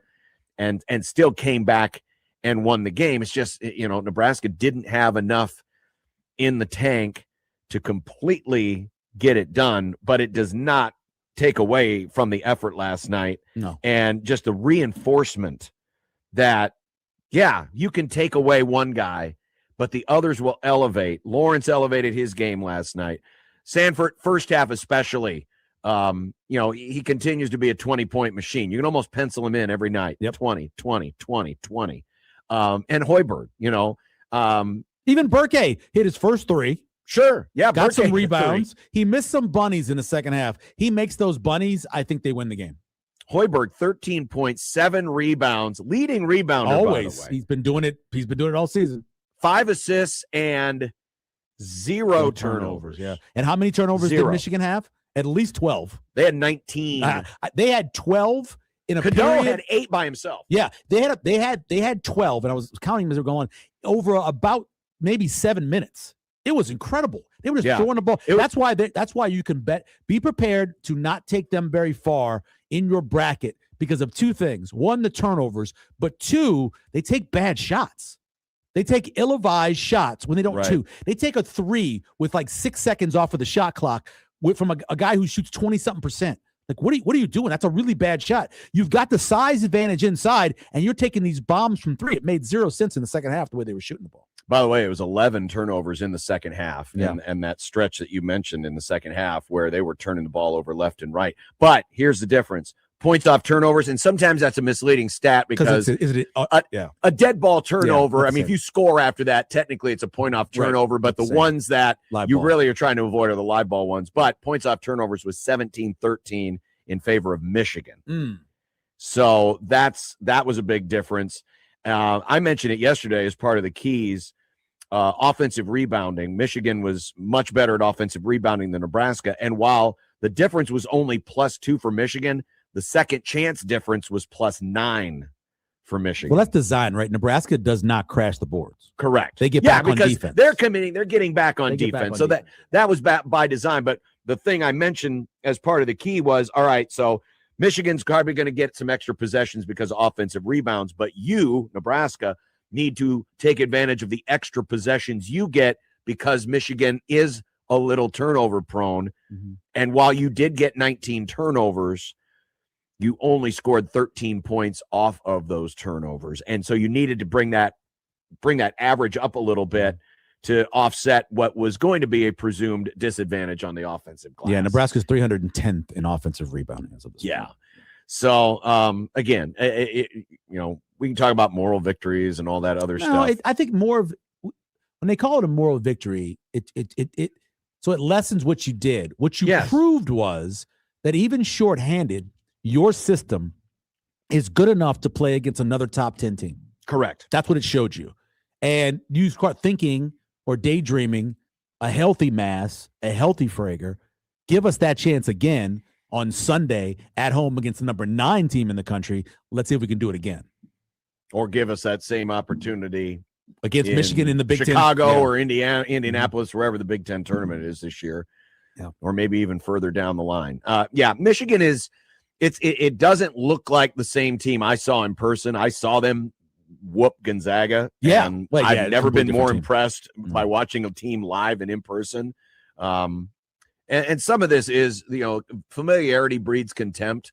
Once you get into conference play, people tend to know your tendencies a little bit more. They know the coaches, they know the play calls. Not if you can't recreate it, John. If you can't recreate it in practice. No, you can't, but it's just, I understand why Michigan has come back a little bit to the pack. I still think it's a very good basketball team. Mm-hmm. It's just not the team I saw in Las Vegas. Right. Yeah, no, definitely not. I meant for Nebraska is a great example because a lot of people talking about how now people have a scout of them and it's going to churn because they're playing more Big Ten teams who have this great scout of them. If you can't recreate what they're doing on defense with the way they double team or the way they get back, or the way they ball screen, all of that stuff, you can't recreate that. And a lot of teams can't because they don't want to be that way. Then they're going to be hard to play no matter what. In terms of Michigan, Michigan is always going to be a young-looking team that plays with their hair on fire, and when they're on fire, they're going to blow you out. But they're also a team that's going to put themselves in a bad situation because they're a young team who plays with their hair on fire. That's just who they are. They're going to either lose a game by 20 at times, or they're going to win a game by 30. That's what they're going to be, I think, when they get in the tournament. 402-951-1620. Before we head to break, I believe we have Mike waiting on hold. Yes. Hey, Mike, wait. Thanks for waiting. You're on 1620 The Zone. John and Michael this afternoon. Gentlemen, good afternoon. Hey, Mike. You know, last night I was watching that game. Well, I wasn't watching; I was listening to it. I don't have that streaming service. Peacock. But in a way, it's kind of a relief for me. I'm glad they went out the way they did. They fought hard, but it's inevitable. We're gonna lose a game, so let's get it done and out of the way before NCAA tournament. So just not. It's exciting to see them with that winning streak. I mean, it's hysterical and all, but for me, it was kind of relief. Good, it's done, and let's move on with the season. And they're a very good team. This is a great Nebraska team, the best I've ever seen. I've been watching Nebraska basketball closely since the Mo Iba days, and this team is hardwired quite a bit differently than Nebraska teams from the past, and it's great to see. Let me tell you, I mean, Nebraska. They got to get that tournament win, at least one. They're the only ones that have never won a game in a tournament, and there's no excuse for that. They're better than this. They should be better than this more consistently. So, hey, Mike, can I do some Nissan? I want to do some research on you. First of all, what do you use for your TV? I got a smart TV, Vizio. Okay. Do you use do you have cable, or do you use YouTube TV, or what do you use for your regular television? Antenna. Oh, so over the air on antenna. Yep. Are you over 50? Yep. Yeah. All right. Cool. Awesome. So you don't watch ESPN or anything like that? I do. Have their app, right?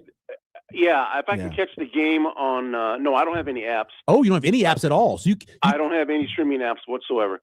Wow. If I can catch them on YouTube, somebody will post a video of a game in real time. It's actual live video of it. Oh, so you'll look for the Pirates. Yeah. Okay. Yeah. There's no extra charge. It's right. It's already on. Yeah, and it happens a lot on YouTube. Believe it or not. Oh, I know. I've seen them out there. Wow, that's and there's a website I go to that has many channels on it. I don't know how it was legal, but it's not many channels. It's not. I'll tell you how it's not. We won't out you. Yeah. And I'm old school. I pulled the plug on cable years ago. Okay. I got tired of paying $65, $70 a month, and I was watching maybe 3 or 4 channels on the cable side. So I just pull the plug and catch what I can over the internet or on YouTube. And it is what it is. I understand, Mike. I appreciate it. Hey, that shot back to Nebraska basketball game? Yeah. That last shot by Hoiberg, even if it would have went in, it wouldn't have won the game. It wouldn't have been a 3, yeah. Yeah, it would have been a 2. Yep. Yeah, his foot was on the line. Yeah, his foot was on the line. So anyway, who do they play next? Illinois. Yep, that is on Sunday. Then they play Rutgers. Then at Rutgers, and then they finish up the death stretch, if you want to call it that, with Purdue. Yep. Well, they're back at home John, we'll get on to Creighton here. Don't worry about them. I have a feeling when they get into the Big East tournament, they're going to flip the switch, and they could win that thing. Yeah, this year in the Big East, I can't make Mike. heads or tails of a lot of stuff. Appreciate it, Mike. This has been a weird year for the league. Creighton's got to figure out its defensive issues. I've never seen it this bad. Do you think so? They've lost now 5 games by 15 or more this season. Mm-hmm. What happens Saturday night? UConn coming in here, coming off of that. Do they rally and play well and do the win loss or whatever? I mean, what do you think happens though? Based on what you know about the team. I mean, again, it's a screwy year in the Big East. Creighton usually plays well. Usually the pink out game will bring a little bit more. The first thing that has to happen is you've got to come out with a little more of your hair on fire. It was lethargic last night. Yeah. It didn't look like there was energy. And then whatever energy there was at the beginning got sapped when you had a couple of turnovers, missed a couple of shots. Pretty soon, bad offense turned into bad defense. Right. It turned into an Olay at the rim. I just thought I just thought the spirit was not there last night. So that's the first thing that's got to change. And usually when you play at home, it's a pink out game. You got UConn coming in. I mean, if that don't get your attention, nothing will. Now, if it's a straight talent matchup, this will be another double digit game if it plays out like it should. So I don't know. I've seen it before where a team just plays like absolute garbage and then surprises the heck out of you in the next one. But it's all got to start. It's up a here. fan game too. They need to come to that game. Obviously, it's 7:00 on Fox, right? Yes. You come to that game. You got lubed up. You're fired up. You're loud. A lot of energy in the building. I've seen before. Been in there many times where they weren't maybe the best team, but there was so much energy in there. They get off to a good start. Certainly a possible. Is Erwin Freeman any chance he's playing? I'm gonna say I don't think so. Because of the other knee that Coach Mack mentioned. It's other leg. It's not a knee. But it's his other leg. And they've been watching it and treating it, and he was half speed yesterday at practice, so they shut him down. I would be surprised if he played, but I've seen miracles happen. I would say right now the odds are probably not good. Gotcha. Speaking of the Big East and the Big Ten, coaches from both leagues compared and voted on what the best jobs were. We have those results for you. We'll see if you agree. And we have a 1620 The Analytics postseason autopsy coming up. Michael Severe in for Josh today. I'm John. It's 1620 The Zone.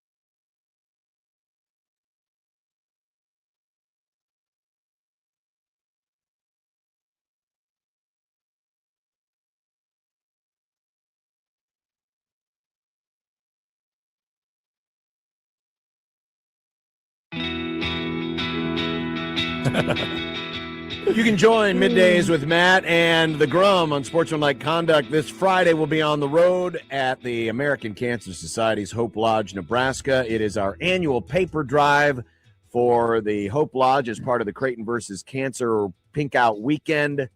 We'll be there from 10 a.m. to 6 p.m. Coach Mack's going to be there. I believe Coach Flan's going to be there. Coach Huss will be there. We'll have other guests, and it's all to help the Hope Lodge, Nebraska, a home away from home for cancer patients and a caregiver who need their life-saving treatment in Omaha and need a place to stay. Yeah. And you can also donate online if you can't be there in person, cancer.org/pinkout. The website is already open and live.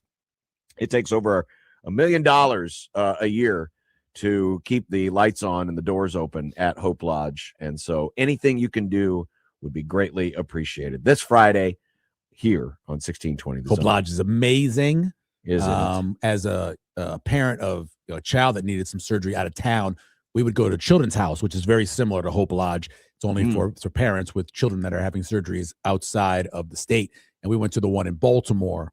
And, not only did they put you up, but they also provide some snacks, and there's some drinks there. And there's and just the conversation, too, with other parents about what you're going through. And I know I've talked to some of the women that have, and families that have been at Hope Lodge, the same thing. You had that conversation about the same thing you're going through, and you compare notes about doctors and different ways to deal with chemotherapy. It is, those places are incredible. Yeah, they are.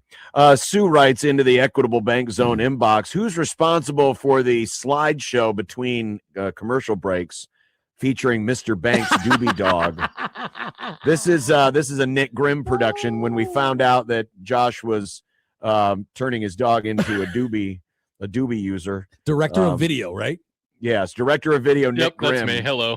Gets credit for That's Mr. hilarious. Banks' Doobie Dog. Mr. Banks Doobie Dog. We used to give. It's because I think Josh gives him CBD gummies. Yeah, we did the same Yeah, thing that was for it. our older dog, Jack, because he was going through a lot of stuff joint-wise.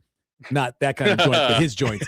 And I was dealing with, we were doing a thing with 42 Degrees at the time, and they gave us a bunch of that stuff. By your mom's house. Yeah, and it worked, man. It made a huge difference in the life of Jack towards the end there, dealing with all that pain and stuff he was going through. So, yeah. They polled coaches recently on Field of 68. They polled the coaches in the respective leagues. Every league was surveyed. What is the best job?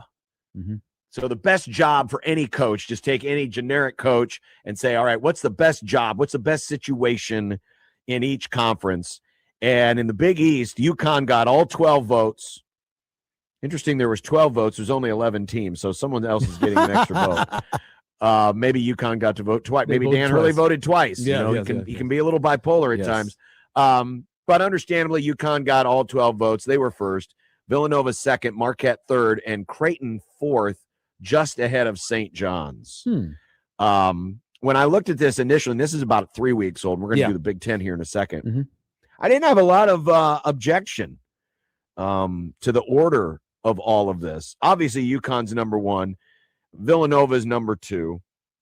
I think Marquette does deserve the spot over Creighton. It's a bigger school. They've got money, got a really good history. It's a good job. I think it's a good job. You think it's a better job than Creighton that also has money? It's in a growing city that the metro area is as big as Milwaukee is, and they do dip into that area. And I think they've been more consistent over the last 25 years. They have. I guess I'm looking at more from like the resources that are there. Yeah. And Marquette, I think this Creighton have a better building? No, Milwaukee. Are you talking like the arena? Yeah. Oh no, the Fiserv? Yeah. Fiserv's the best in the conference. Okay. It's because it's only like 5 years home. Yeah, I've never been old. there. It's the home of the Bucks. It's beautiful. Okay. So they play in the same place that Milwaukee plays. Yes, they play in the same place as the Bucks. Okay. Well, that's definitely an advantage. And they fill it with regularity. Not so much last night, but it was really cold. So I mean, yeah, could I squint a little bit and reverse those? Sure, but I understand why Marquette is there. Honestly, St. John's, if this survey was done 2 years ago, St. John's would be near the bottom. Yeah, it's always been a great job. It just hasn't been a place where you win, but it's always been a great job. I mean, you get a job in Queens, you get a job where You know, you're at a school that's a legendary name, almost like Nebraska in a way. You know, the name jumps out in front of you. I hear St. John's. At my age, I still think, you know, Chris Mullen, and I'm thinking, you know, that team going to Final Fours and contending in the old Big East. So they still have that. But if you're talking about, you know, currently, and you go 2 years ago, then yeah, that would be like 10, right? Yeah. No, it would be near the bottom. You know, the vitamin water guy, he's a big supporter, so they've gotten a little bit of money there. It'd be a front of DePaul for sure. Oh, yeah. Nobody wants to live in Chicago. Yeah. Now, DePaul is committing new money to a new practice facility. Right. So, you know, they're trying to get better. But so that's the Big East. Then the Big Ten, which famously has 18 teams. Michigan, Indiana, Michigan State, Illinois, Purdue are the top 5. Yep. And you look down the list, and from 10 on down, you got Maryland, Washington, That's USC, crazy. 10, Nebraska. Maryland, that's crazy. Maryland's crazy. That's a better job than that. Are you crazy? That's a Well, great okay, job. look now. I mean, it's hard to argue. It's a better job than Ohio State. Is it? Yeah. Maryland still puts a ton of money into their basketball, right? The fans are basketball fans. The Ohio State fans aren't basketball fans. They're football fans. And the amount of talent in the DMV that can go to Maryland compared to what's there in Ohio State basketball-wise, I don't think that's very close. Now you've got some really tough competition for that talent, though. Yeah, but you are the one in the city. I mean, Georgetown used to go in there and really hurt you, but what's Georgetown doing now? So that used to be your main competition in the DMV. Virginia Tech, Virginia, you know, obviously gets some talent, but I think Maryland should be higher. Certainly, I could see Maryland ahead of Wisconsin for sure, ahead of Oregon. I know they have money, but still, you're out there in the middle of the Winterlands, and you got to travel forever to go to any games. The one that's interesting to me is UCLA at 6, and they also got 2 first-place votes. The votes were split up a little bit. That's history. It's history, but UCLA famously doesn't have a lot of money. No, it doesn't. I know they've had some recent success. They made the run to the Final Four a couple of years ago. So certainly, you know, anytime any school that, you know, claims John Wooden is going to have, you know, some cachet behind it. But I wonder from an athletic department standpoint and a money standpoint, if it's really that good a job. I think I moved Purdue ahead of Illinois. I would agree. Yeah, yes. I mean, Purdue legend. So you have Purdue as the name of being a basketball school. Yes. Above it. You also have the fact that I think they got a lot of money. That's what I've always heard. More than Illinois does, right? Purdue's got a pretty sizable living alumni base. Yeah, I know. And a lot which we talked about with Indiana football here recently. Yeah. So I could see that. I think they should be ahead of Illinois. I see Michigan State. Are we okay with where Nebraska is? They're behind Washington, USC, but they're ahead of Iowa and Minnesota. So they're 13. Well, before 2023, they weren't a better job than Iowa. Before 2023. Maybe now they are. They were. USC is interesting because, you know, going way back, you know, Harold Miner and stuff like that. But I've never thought of USC being anything even close to a basketball school. Agreed. So that's where they equal with Nebraska theirs. Do they have a lot of money? Now, it costs a fortune to go to school there. Yes, it does. And I know they have some really wealthy alumni, but attendance is not great. It's kind of a forgotten thing. I mean, you're in the second largest market. People aren't really paying attention to you. You're the 17th most important thing. Exactly. I mean, in basketball, I mean, you got the Lakers, you got the Clippers, you got the Bruins. Oh, and then there's USC. USC. I forgot about them. Yeah, hell, even for a while, places like Loyola Marymount and Pepperdine and places like that were more fun to watch. Yeah, I mean, I could see the argument that Nebraska should probably slot ahead. And I know a lot of this, and I'm guessing these were done preseason. So I know a lot of folks commented when I posted these. Why Washington, you think, ahead of Nebraska? What about Washington? I also think it's really difficult being out there, though. I really do. It can be. And in a weird way, you can almost be, I don't want to say you're overshadowed, but Gonzaga's the bigger dog in that state. And I know it's on the other side of the state.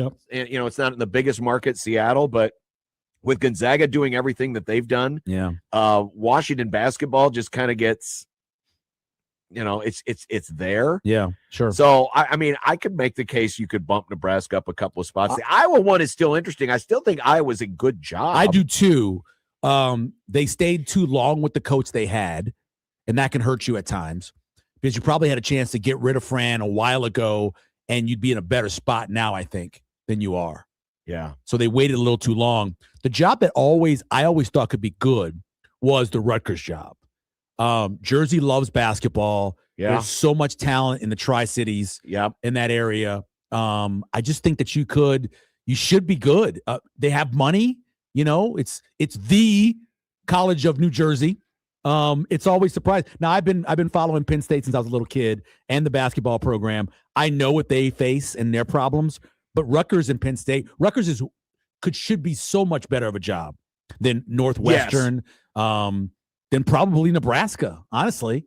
When you're talking about what they should have. I mean, Rutgers had the 2 first-round kids last year. Yeah, and still didn't get the 500 talent, and didn't get the 500. Right?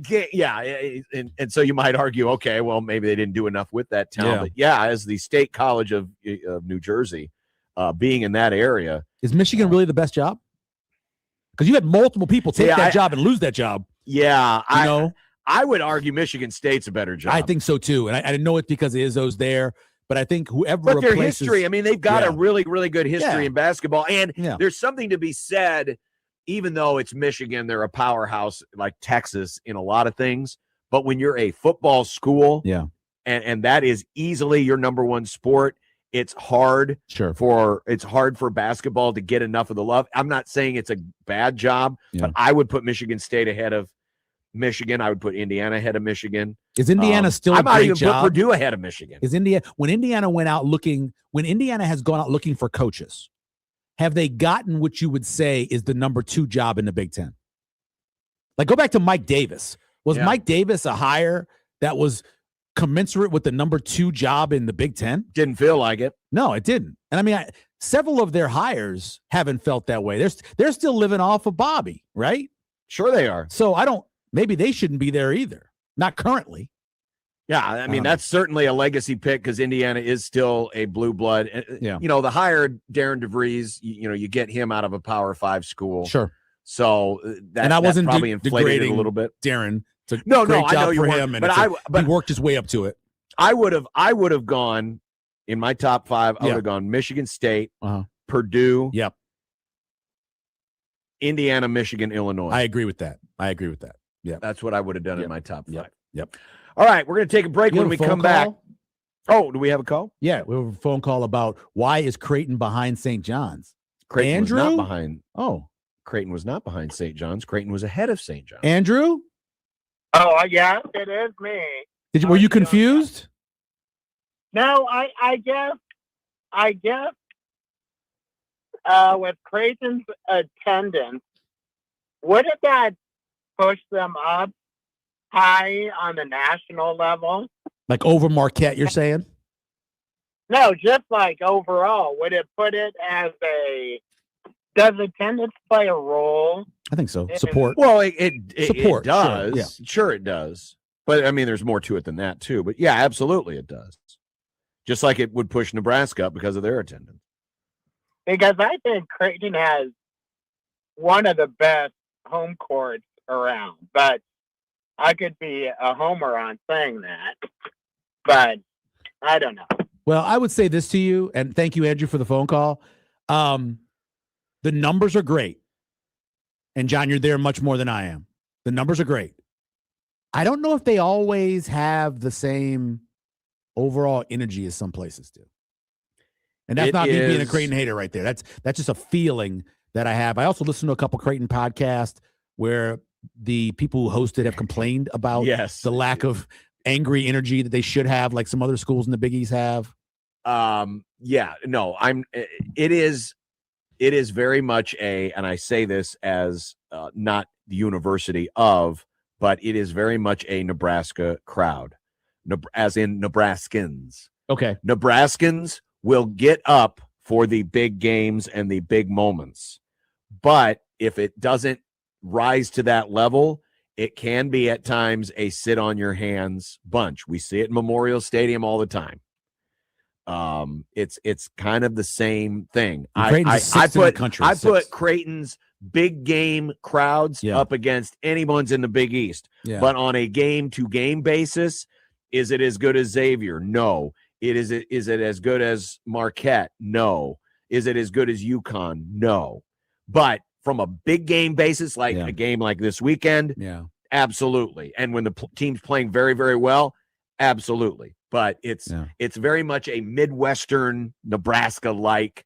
We'll get up for the big games, but I'm not gonna, expend all my energy, for McNeese State. Creighton is currently 6th, at least by average attendance in 2025. Yes. I would have nailed, I think, every one of these in the top 10, except for BYU. I would have not come anywhere. I had no idea. BYU, they're right behind Creighton. That is a legit 17,000 seat arena. Yeah. Damn. We played them in the NIT 7 years ago. NIT, and it was 12,000 people, and the arena goes straight up Marriott Center without and alcohol. Those students get into it for no alcohol. With no alcohol. Wow. I was blown away. I was totally impressed. I would never have expected that out of BYU. They really it was on display the other night against Arizona. That place can get real zoo like. Nebraska's 13th, and for the people who had the 1.5 and that block happened at the end, I feel bad for you supporters, because that's a tough beat right there. That's a tough beat. We'll take a break. We'll come back. We've got some 1620 the analytics. Also coming up at 4:00, head coach Mark Kingston, Creighton baseball, is going to give us a ring. I know. It looks like baseball season out there today. So stick around. We'll be right back on 1620 The Zone.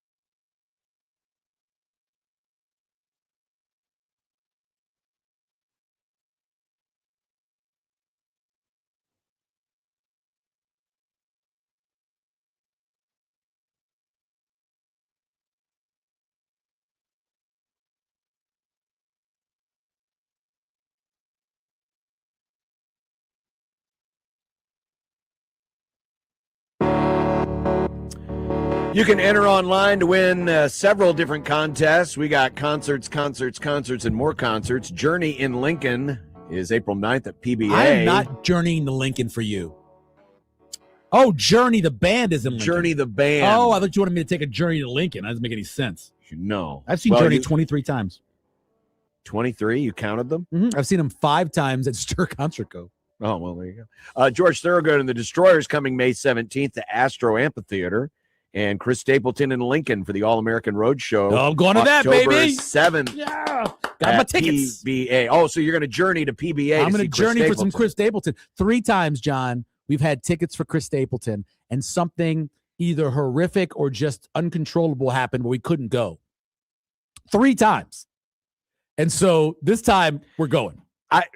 As Damon would say, you're trending. Maybe you should try to avoid this altogether because something else bad will happen. Well, I'm Might hoping. be bad mojo. I'm hoping that doesn't. Last time, there was a flood. Remember the flood that happened on Center Street near Baxter Arena? Yes. So my son was scheduled to have his graduation on a Tuesday night. My whole family was in for it. Graduation was on Tuesday night. We were leaving to go to Sioux City or Sioux Falls to see the concert on Wednesday. And because of that, the graduation got moved to Friday, and we could no, the concert was on Friday. We were leaving Wednesday. We couldn't go to the concert because of that. Well, let's hope that the 4th time's a charm. I hope the 4th time's a charm. I can't wait to see him. Thanks to Parker Fleming, a.k.a. Stats O War, on Twitter, his website, cfb-graphs.com. Another graphs and charts, 1620, the analytics. The perfectly mid Nebraska football team. I mean, they're just like we're in the dead center of America. We're in the dead center of this chart. It'd be a little bit lower, huh? I mean, it's just right in the middle. Right in the middle, looking at, net offensive EPA per play, which is left to right across your radio dial, better defense, north and south. So, again, more right you are, right good, left bad. It's always a good lesson for life. Right good, left bad. Up is better than Crackhead. down. And Nebraska's dead set in the middle. I mean, right in the middle. Army next to Florida State. and Mississippi State that's below Nebraska? Yeah, and it's such a small graphic. I got to zoom Army in. and Mississippi State. And then Yes, Michigan State's Army down and there. Mississippi State are right below Nebraska. Cincinnati's in the neighborhood. Florida State's in the neighborhood. Ohio Navy is in the neighborhood. Yep. Ohio is in the neighborhood. All right. And the usual suspects. I mean, Indiana, look how far. I mean, I know it's a small graphic unless you're watching on a big screen, but you can see how far up and to the right Indiana is. Yeah. And Texas, the surprising thing is how Texas Tech is so far out. They are, by this graphic, the most efficient offense. Which is surprising because their defense is what I think of them first. Yes. Yeah. And their defense it's good. It's Yeah. upper tier, but it's not superlative. But I thought that was an interesting chart. And then he does this every week. Did we really get beat that bad? Yeah, he does. When you look at the net success rate. So here were the final results. Yeah. Nebraska was their best performance of the year was over Akron. Their second best was over UCLA. Yes. Interesting. The third best, I guess maybe it's not interesting because they played so many close games. I never felt like the Northwestern game was that great a performance. It's their best win, John. Yeah. It's their best win of the season. Yeah. Maryland is right there. Yeah. And then everything else is pretty close. Well, okay. The last 3 games, Penn State was the worst. Yeah. Believe it or not, worse than Minnesota. I believe it. Iowa was right there as one of the baddies, and Utah wasn't as bad as my. It could have been much worse. indicated. It could have been much worse, though. They could have kept scoring. It could have been worse. And But then you Nebraska went down, get that late score to try to cover, and then they got the ball back. It could have been much worse. And there were virtual coin flips: Cincinnati, Michigan, Michigan State, USC. Yeah, were virtual coin flips. That Michigan one. The more I think about that game and the way Nebraska played, it was essentially 3 plays, right?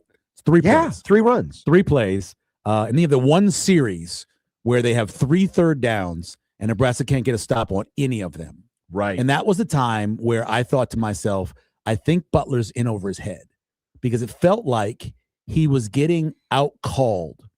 Every time he made a call, Michigan countered, and the Mhm. call beat his call. Even the third one where they drop back and he throws under and they run underneath, the quarterback does. Each one of them felt like he got out coached on the particular call that he made. And I thought to myself, man, and then of course, the offensive line couldn't block their defensive line on the other side. But that was the first time I thought I said, I don't know if Butler's up for this. So when you look at, it doesn't look as bad this way graphically, but certainly those last 3 games, to go from one of your best games to your worst game in 1 week's time. The worst team you played since you played Akron was Penn State. UCLA. Oh, UCLA. Yeah. Oh, yeah. Easily. Yep. Easily. So, UCLA. yep. Defensively was really bad. And I was looking at, I don't have a graph for it, but I was looking at his website again, CFB-graphs.com. And I was just comparing the Big Ten teams. Yeah. And when you look at, and this is again using EPA, which is expected points added, the worst rush defense was Nebraska. That's crazy. Worse than UCLA, worse than Rutgers, worse than Maryland, worse than Michigan State. That's crazy. 107th in the country, last in the Big Ten. And when you look at the top, Indiana was 3rd, Ohio State was 5th, Michigan was 16th, Oregon was 22nd. There's a reason why those teams, Iowa was 27th. Stopping the run, still extremely important, and Nebraska was dead last. One of the craziest stats for Nebraska last year was 4 different teams had their longest run. I think I had this right. 4 different teams had their longest run against Nebraska, and 3 of them had their first 20-plus run against Nebraska. Really? Like back-to-back. Michigan State had it, Maryland had it, and I believe Minnesota. That's what the 3 in a row. Northwestern scored a long run too? They did. Yes, from the inside, yeah. Yeah. But I think they may have had one before that, but it was one of the long runs. Nebraska giving up runs of over 20 yards to teams that couldn't necessarily run was when you really should have started panicking, right in that middle. Yeah. Because remember, Maryland had 0. They had 0. And like that little off tackle play they ran. Yep. So I think number 8, it was just boom down the sideline. You're like, uh-oh, this isn't good. And Minnesota wasn't having much success doing it. Nope. Yeah, that was rough.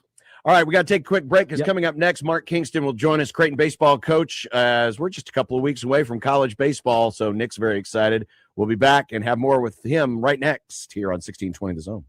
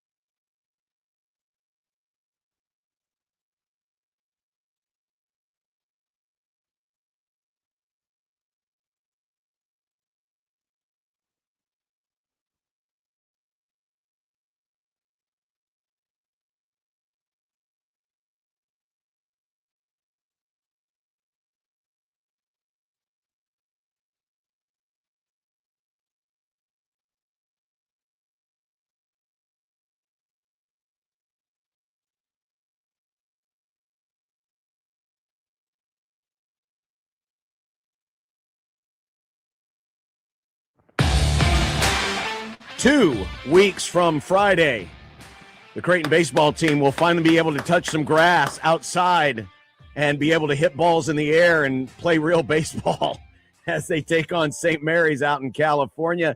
And it's a new era for the Blue Jays. Head coach Mark Kingston takes the helm officially this season, and he joins us on the Prairie Flower Casino Zone hotline. Coach, I hope you're staying warm. I got to admit, guys, I'm a little distracted by the advertisement for the Yacht Rock station. I think I might prefer to be on with them. You guys. No, It's Coach. I'm telling you right now, we're all Yacht Rock fans. Every one of us. all right. Well, I'm going to fit right in then. Okay, what's your go-to Yacht Rock when you're in the car? Well, I generally, I have the on the Sirius XM radio, I can go to 70s on 7. Oh yeah. Yep. On my apps, I can go to just straight Yacht Rock on Pandora. Yep. So yeah, you go BG's radio, any of those. There's a million of them for sure.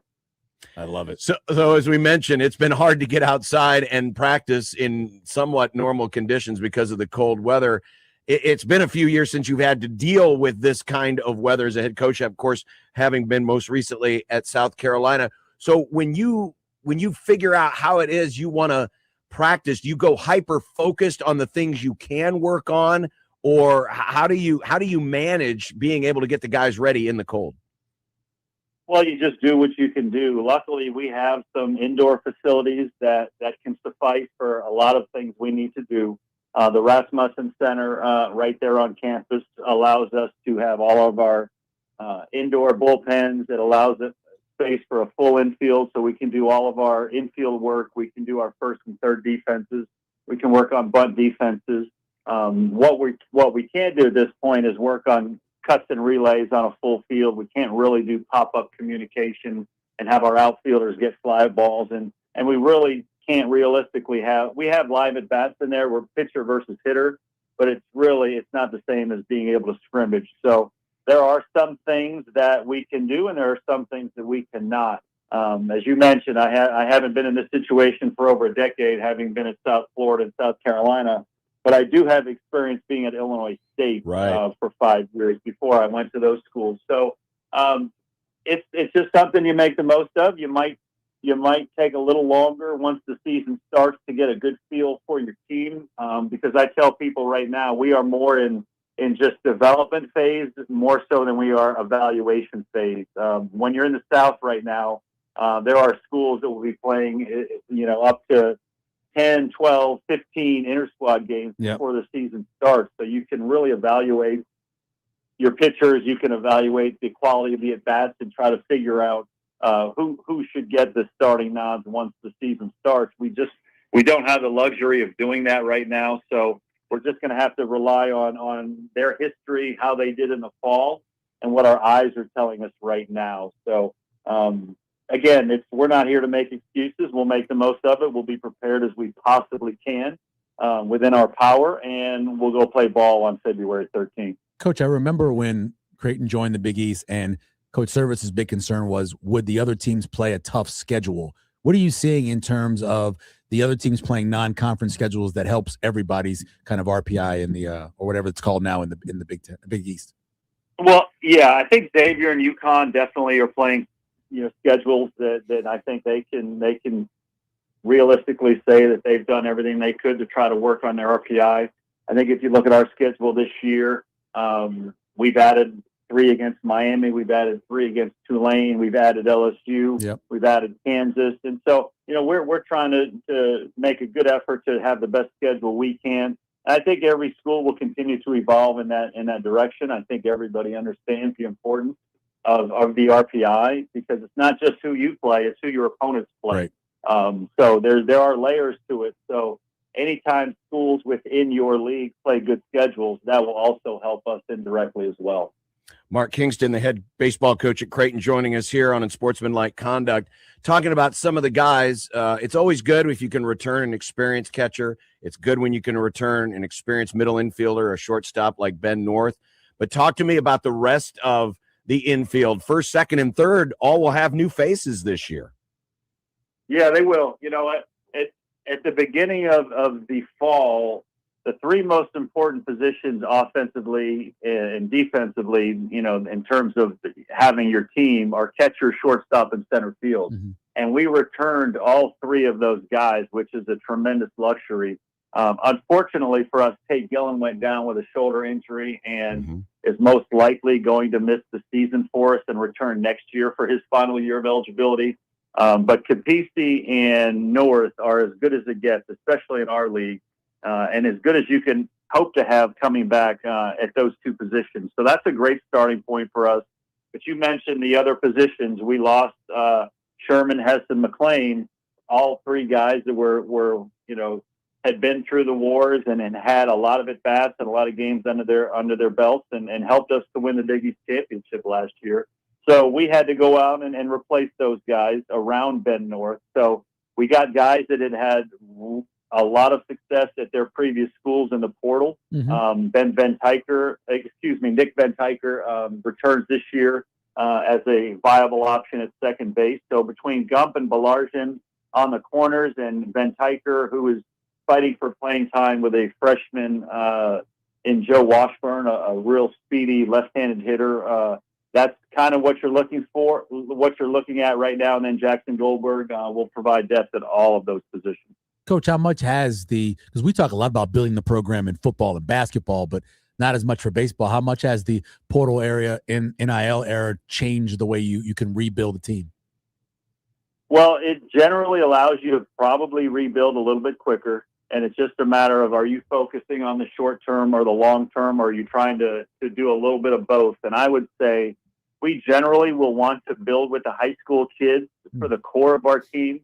But if you are losing elite players at positions that you can't expect young freshmen to come in and play right away, then you've got to go to the portal. And that's pretty much what we've done. As I mentioned, we replaced three seniors at third base, second base, and first base with two portal guys, and we're hoping that Ben Tyker can, as a sophomore now, and along with the competition of Washburn, they can fill the second base position. So it's going to be a mix and match. Different years will have different needs, but I think you want to recruit elite high school players the best you can, and then when you have needs, the transfer portal's there waiting for you in the summer. Mark Kingston joining us here on Unsportsmanlike Conduct. It's always difficult when you miss out on a guy who was the pitcher of the year in the conference and the anchor of your weekend rotation. But all things considered, given what Wilson Moggers gave you last year, what Pino was able to give you, and then getting a returning healthy Eli Nissen, you're actually at least it sounds like at the start in a pretty good spot with your rotation. Is that the way it looks like it will play out when we start the season in 2 weeks? Yeah, I think so. Losing the Big East pitcher of the year on Friday and then the closer of the year in Garrett Langrel, that's the tough blow. But we won the Big East because we had high caliber players and pitchers like that. So, it's a good news, bad news. You have great players, you win big, but then they generally move on to pro ball. So it's something where we have to replace those guys. But you mentioned we have Moggers back, we have Pino back, we have Eli Nissen, who probably will slide into that Sunday spot. He's looked great coming off his surgery from Tommy John. He's been, believe it or not, he's been up to 95 miles an hour this winter. So we have some really good guys returning. We have Shane Went back. We have Jimmy Burke back. We have Ian Kuzman back, who won 9 games last year. Shane Curtin. So there are a lot of returning players. But when you talk about your Friday guy and your closer, those are two guys that we need. We need this year's version of players to grow into those roles. Because going into the season, I don't know that we would have predicted Langrel as the closer of the year and Dom as the Big East pitcher of the year. But they grew into that, and I think that's a testament to Billy Mole, our very high caliber pitching coach. What's your excitement level for the new facility? Very, very high. Can't thank the people enough that have made it possible, both the people that approved it, the people that have donated to make it a reality. I meet generally once a week with the engineers and the architects and the designers to give my 2 cents on the next step in the process. But it's going to be a game changer for us. We love Charles Schwab. It's the best facility in the country. But right now we don't have a field to practice on. So when that thing is completed, both the field and then the building around it, it's going to be very, very special. Nice. Yeah, I had a chance to get a closer look at it as we were leaving for Marquette yesterday or 2 days ago. And yeah, the poles are up, have nets all the way around, and the dugouts were being constructed. I mean, you can see it. You can see it taking shape, and it'll be exciting just to be closer to campus and right there in the middle of the athletic circle, with all the other facilities. It'll feel like everyone belongs in the same spot, and you're not isolated out on an island by yourself. Yeah, isn't it amazing how beautiful that's going to be? I can't even comprehend. I feel fortunate that I got to Creighton probably at just the right time for where this place is going, because just all the new facilities, the campus growth, the people that are really making some really special things happen. I just feel like I've gotten here at just the right time, because you're going to look up 3 years from now, 5 years from now, and not recognize this campus. I'm sorry. No, go ahead. So Go ahead, Michael, how important is it for your players, as much as they can, to go play summer ball, whether it's out in the West Coast or East Coast? How important is that for you guys? It's important, and I'll tell you why. Because we miss out on, like I mentioned earlier, we don't get the benefit of having preseason scrimmages. So that's 15 game opportunities that our players are not getting at this point, that players in my last school, South Carolina, would have got the benefit. And that's development. So whether it's a real game, whether it's a scrimmage against Division I players on your team, whether it's summer ball, like those at-bats are real. Those pitches, those live bullets are real. And you get better from playing the game like that. So it's really important for us to send our guys out all over the country, the Cape Cod League, the Northwoods League. Those are two of the better leagues now, but there's good leagues all over the place. There's some leagues here in our state that really help players get better. So summer baseball is an important component in the development of baseball players.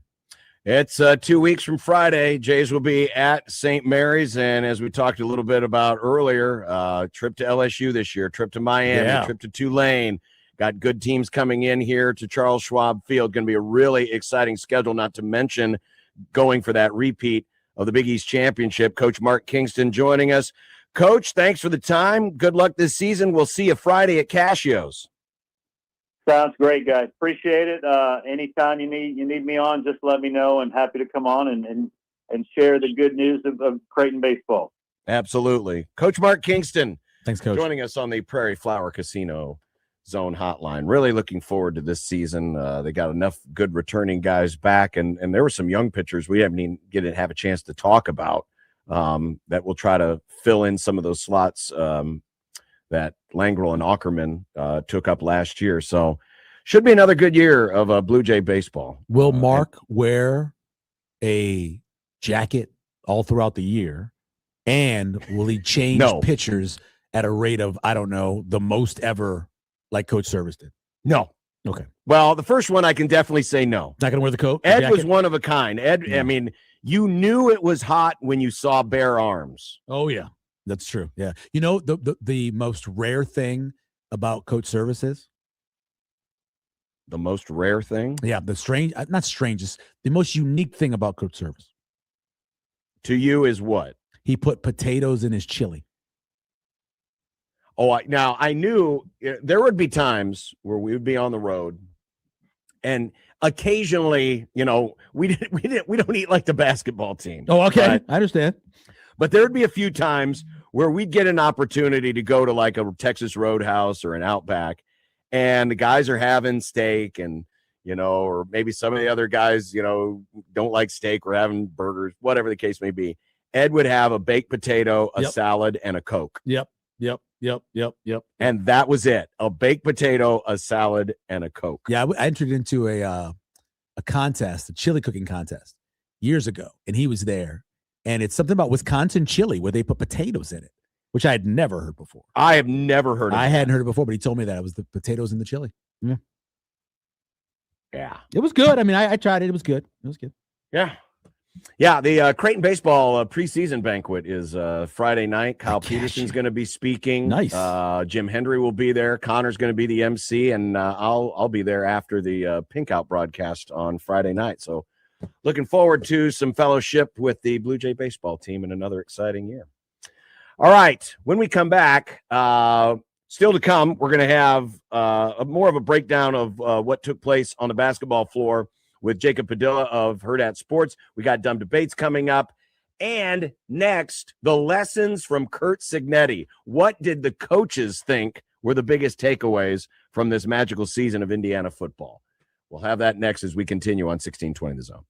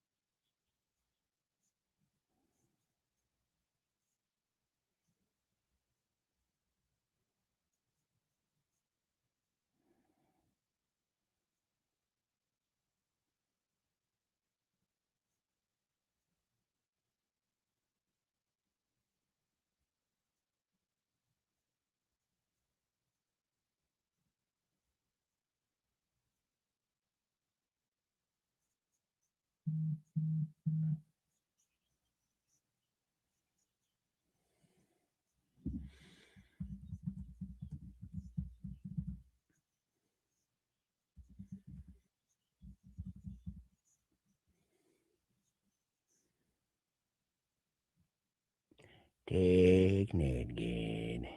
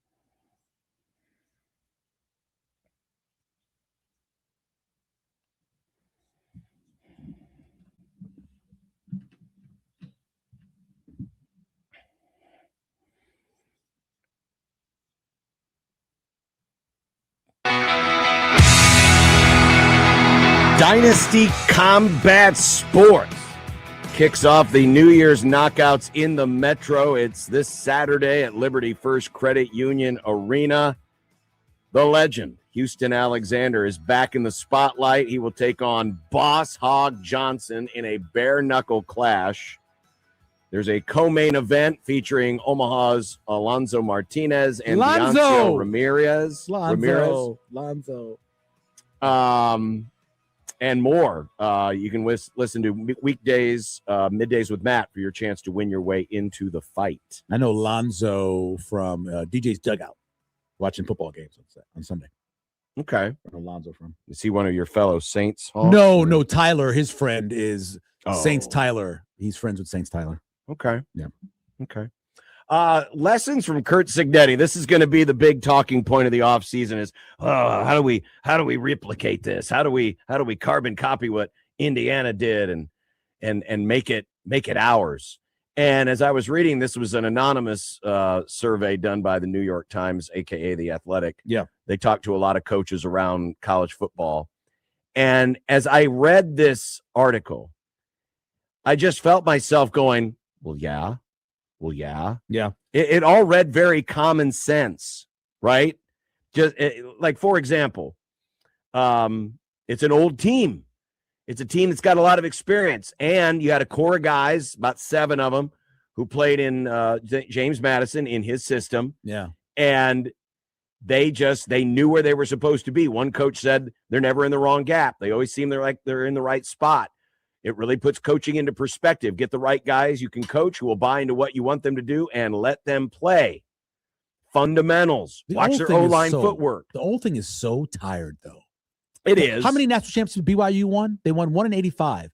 Have they won a bunch since then? How many have Utah won? Many of their students go on a mission and come back and they're older. Mhm. Miami was 0.5 in terms of average years old, less than Indiana. And no one talks about Miami getting there because they were old. It was the same. It was like 23.5 to 23. Sure. It's so tired. But the I age guess thing. when I guess if you say old, you can also combine that with old in the system. So experienced. So yeah, you could have like a Carson Beck who is old and experienced, but had not played in Miami's system until this year, whereas you had a core of guys who came over from James Madison, and so they already knew the lay of the land, and then they played last year at Indiana. But they were got coming their from feet James wet. Madison. They were coming from a team that moved up from 1AA. Sure. And then in terms of moving up, you had a guy leave Cal in the ACC and come into Indiana who hadn't had experience in the system and won a Heisman Trophy. So it's more about the coaching and development during a season and the teaching than I think the worry about age or I think people underrate the genius of that man. No, and they give it credit to everything else. And this was, and this was that was part of what was said. I agree. I think the magic was him. The magic was him. The magic was his experience. The magic was his way of doing things. It's obvious how much their players, and sure, it's easy to like everybody when you're winning all the time. Sure. But it was pretty obvious from the beginning how much they bought into what he was doing and having that belief when nobody else had belief.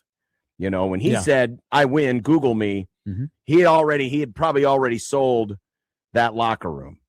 Or if he hadn't, he did in that first off season prior to 2024. Because of just the way he carries himself. And then there's just something about the confidence and swagger of a guy who knows he has never gotten this opportunity, but knows what he is capable of. Right. And it's almost like the dude who is holding pocket aces and is trying, not to, show his hand. That I got something that no one's expecting, and I'm going to drop these on folks, and they're going to be surprised. Yep. And that's what he did. And so then there was something else that was said in here, and I've kind of equated a bit to a little bit of what I think about Nebraska, and I'll read from the story. This is from The Athletic. He said, one head coach at the group of 6 level thought Signetti may have benefited from not feeling pressure to pull in a top-ranked recruiting class. Quote, Signetti wasn't worried about riding the up and down of the recruiting cycle where sometimes you got to deal with the fans. Social media gets really loud if you're not getting 4 and 5 star ranked guys. I don't know if pressure is the right word, but sometimes people feel they have to try and create the momentum or ride the momentum. He wasn't concerned about that at all. I don't think he dealt with that, worrying about what guys might be ranked. He ignored it. They just trusted their evaluations. That's a learning point.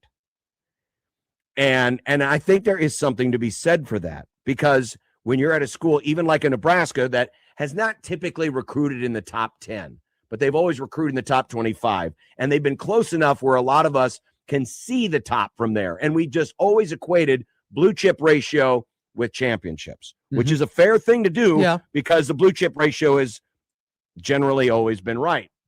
But there is that inherent pressure of, if you go out and get a bunch of 3 stars, people will kind of look at you cockeyed if you're at a program like Nebraska and say, yeah, but they're only a bunch of 3 stars. Right. Forget about, whether or not the coach thinks they're going to fit. If it's because of their own analysis, they thought this guy is perfect for my system. Matt Rule and people like him have to deal with that here, even if they believe in their own heart and in their own mind and in their own trusting their own judgment that this is the right guy. They still have to kind of fight that public relations battle of convincing the rest of the world, hey, this dude's good enough to play here. That is one thing that Curt Cignetti has not had to deal with, because at Indiana, they're like 5 stars. They're supposed to be basketball players. Right. And there is something to that. Now, it'll be interesting to see how it changes now that you've won. And if Indiana fans now will be a little more in tune, but that process still takes a little bit of time. It doesn't just change overnight. Isn't there recruiting rankings? Are they like 6th in the portal recruiting rankings? In the portal rankings, I believe they are. Yes, I believe they are. I have not looked at them recently. 2026 regular rankings. I have not. When you win, I mean, there's just going to be players that want to go and play for a team that wins. But I know their portal one, I think, was 6th overall. They're 33rd in the 26 class. 33rd, and I don't know how many portal ones they have. I'm sure they have a big number, but that's what they are in terms of just high school. Currently, Here's transfer. Let me look up transfer. Currently, this is the current on-3 transfer portal index. Indiana's number 1. Okay, I have 8 on 24/7 Sports. Yeah, this is according to on 3. Gotcha. They have Indiana 1, LSU 2, Texas Tech 3, A&M 4, Louisville 5. Last year, according to on 3, Indiana in the portal was 13th. Okay. And 2024, which would have been Cignetti's first year, Indiana was 10th. That was probably more about numbers than it was. It was, because they had 31 coming in and 38 going out. Yeah, that's a number thing for sure.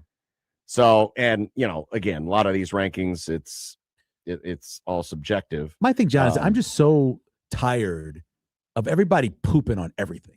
You have this amazing story. Yeah. You have this program that's never done anything football wise. I was telling a story to a younger person about Corso taking the picture with his team when they were leading 7-0 against Nebraska. And they're like, what? That makes no sense. I go, you don't understand how losing of a program this is. You just can't understand. I mean, when you take all the college football programs, they lost more games than all of them, right? They weren't as bad as Kansas State was in the first half of the 20th century, but they were pretty damn bad. Then when you go through the rest of it and throw the 21st century, and then all of a sudden they were as bad as anybody ever. And they won it with a guy who never got an opportunity, who finally got his opportunity in his mid-60s. They did it with a quarterback who is a little bit strange and probably on the spectrum, but with anything else, he's a hell of a player. They did it with fundamentals on the offensive and defensive lines, with running a pretty standard system on defense. It's a great story. Like, it doesn't really matter because the portals, and it doesn't matter. They did it when everybody else was doing the exact same rules. Here are the rules. We're doing it our way. We won it. So credit them for doing it within the rules that everybody else has the opportunity of using.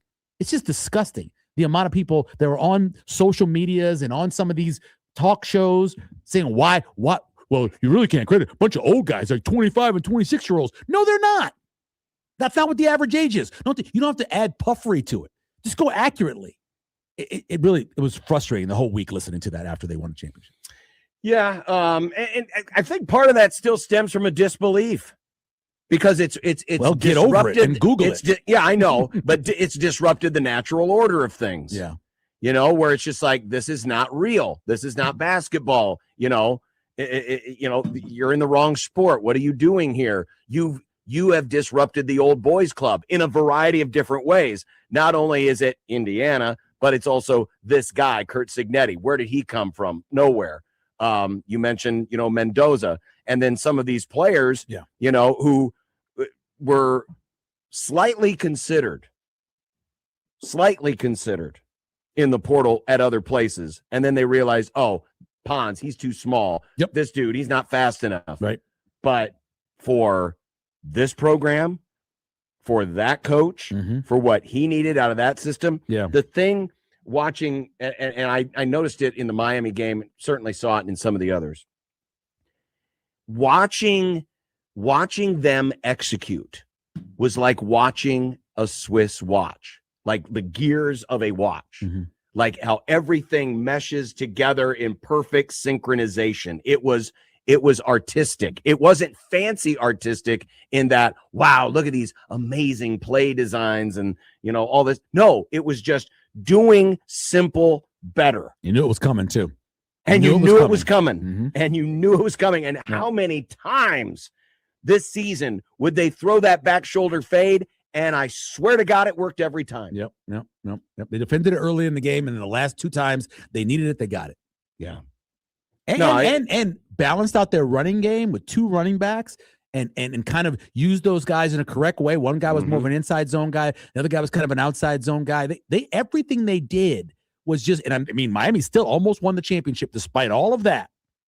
But when it came down to it at the end, Indiana made the plays they had to make. And, a guy who a lot of people didn't necessarily like at his last school goes to Miami and throws 3 interceptions in 3 of their games, the 3 losses they had. So that's Carson. What do you Beck. think, outside of the old age thing, what do you think is going to be the biggest overreaction that the rest of the world takes away from this? It's really just the age thing that really was. There were people that were saying that they were cheating, making serious arguments about maybe them stealing the Wi-Fi or the Bluetooth signals because it looked like they knew the plays were coming. Not that they had prepared or done the film study, but they were actually cheating and stealing the signals that they were using to be able to transmit from the field to the players. There are people that believe that, but it was mainly just the age thing that all of a sudden made it different, that made it not right. And like I said, there have been a lot of old teams out there, a lot of them. Hell, when Michigan won the championship 2 years ago or 3 years ago now, they were a very old team. They had something like 16 seniors, and guys who were Ohio State's last year had a lot of age to it. And they were guys that were, 23 because they'd been through the COVID thing. And so experience is great and age is great. You still got to make plays. You still went 16-0. The last time since 1894 when Yale won all those titles to go 16-0. Let's credit that. I guarantee you that was an old ass team. Oh, well, I don't know.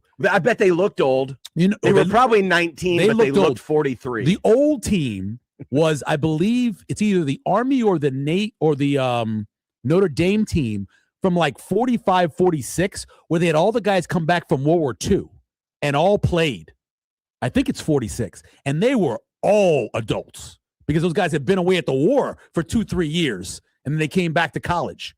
That's an old team. Let me look that up. I think it's 1946. Well, yeah, it was coming off the war, so, they were all, and again, they were aged. Coming back to go to college. They were seasoned by battle. Oh, yeah. Yeah, they weren't worried about playing anything. Notre Dame? That ain't nothing. We played the Nazis. Exactly. We kicked the Nazis out. Designated Hitler. And the overhits today. The over. Yeah, they were at 1946 Notre Dame team. All right. We'll take a break here and we'll get to dumb debates, including a question that just came into the Equitable Bank inbox referring to Indiana. Oh. So we'll tackle that and whatever other dumb conversations you want us to engage in. It's our weekly Wednesday thing. It's called Dumb Debates, and you can send yours in now. JTech Construction, or I'm sorry, no longer the Twitter feed. It's just at USC 1620. Use the hashtag Dumb Debates. You can also hit us up into the Equitable Bank inbox, John at 1620thezone.com. Send in your dumb debates. Send them in any time. That Notre Dame team gave up 24 points. The whole season? Yeah. 6 against Illinois, 6 against Purdue, 6 against Iowa, and 6 against USC. They tied a game with Army in the Bronx in Yankee Stadium 0-0. Yes, the famous 0-0. Very single. Yep. Didn't Jumbo Steam have a season where they didn't give up any points? Is that Jumbo, or am I thinking of somebody else? I don't know. Of course, back then, nobody scored. Well, I know Yale had teams like that in the late 1800s where they just completely dominated people. But that might have been one. I don't know. Yeah, here we go. 1914. 1914? They gave up 28 points. No, this is less. 24. Let's see. Let me look. Decade. Got to hit the button, John. Jumbo Steam. Oh, crap. Gave up 27 points in 1911. That was a bad team. 1912 gave up about 30. No, I guess he didn't have one. So here's There was Yale. 1 year where he shut them all out. Oh, maybe that was a Yale. Michigan Oh, team. Yale lost the game. Yale went they went 13-1 in 1996, and they didn't give a point up until October 24th against Carlisle, the Indians, baby. 6-12, 14, 20. But they lost the last game of the season to Princeton, 24-6. They gave up more points in the final game against Princeton than they did the whole season than anybody else. Oh, good old days. The good old days of when Yale won every year. I did not have you for an Ivy League guy. Oh, big Yale guy, dude. You know that? Big Yale, like Yale. Oh, I see. You and the Bush family. Yes. Well, I like Bush too. And on that note, we'll break. It's time for Dumb Debates, but first a word for Underdog Fantasy. You know, football's biggest game is just around the corner. You can get in on all the action with Underdog, with all of the great side things that you can do, because new customers right now can score $75 in bonus fantasy entries when you make your first $5 fantasy entry. And all it takes is just to download the Underdog app. And yes, you can do it in Nebraska. Make your picks on if a player goes higher or lower on stats like touchdowns, rushing yards, receptions, could be fantasy points. There's a lot of different categories for just about every player on the field. And there's new promos that are dropping all the time, so you can play daily on things like college and pro basketball, and coming soon, baseball. And of course, there's always hockey as well. So what are you waiting for? Download that Underdog app today. Use our promo code 1620thezone and score $75 in fantasy bonus entries when you play your first $5 on fantasy. That's promo code 1620thezone. With Underdog, make picks, win money. Must be 19 plus and present in Nebraska. Terms apply. See assets.underdogfantasy.com for details. Concerned with your play, call 1-800-GAMBLER or visit ncpgambling.org.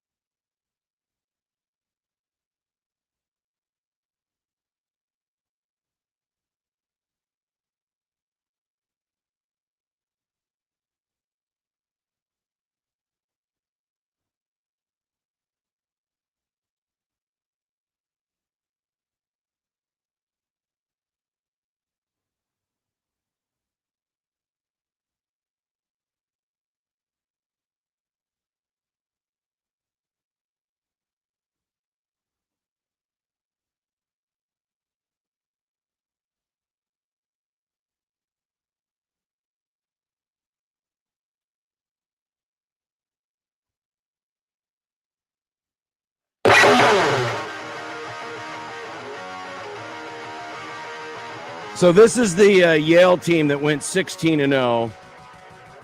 The That last Michael- and only until that- Indiana. That Michael was talking about, and they gave up a total of 13 points all season. Yep.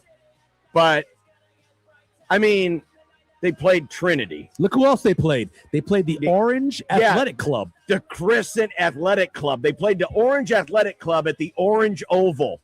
The Orange Oval sounds like a title of a movie that features, a lot of hair. They didn't have attendance for a number of the games. They didn't even know if people were there. The Boston Athletic Association. The Volunteer Athletic Association. They were playing volunteers. Of course they were. How impressive is this? The Chicago Athletic Association. What I like is, they don't have, like you said, they don't have a lot of the attendance figures. I mean, it's 100 years old or over 100 years old. But they do have a couple of kickoff times, including a 2:08 p.m. kickoff time in the season finale against Princeton. So even back in the 1890s, they were still budgeting 8 extra minutes for the TNT pregame show. Here's the Nebraska 1902 schedule. They opened up with an exhibition against Lincoln High. Yes, Jack did play for that team. Then they played. Then they played Doane.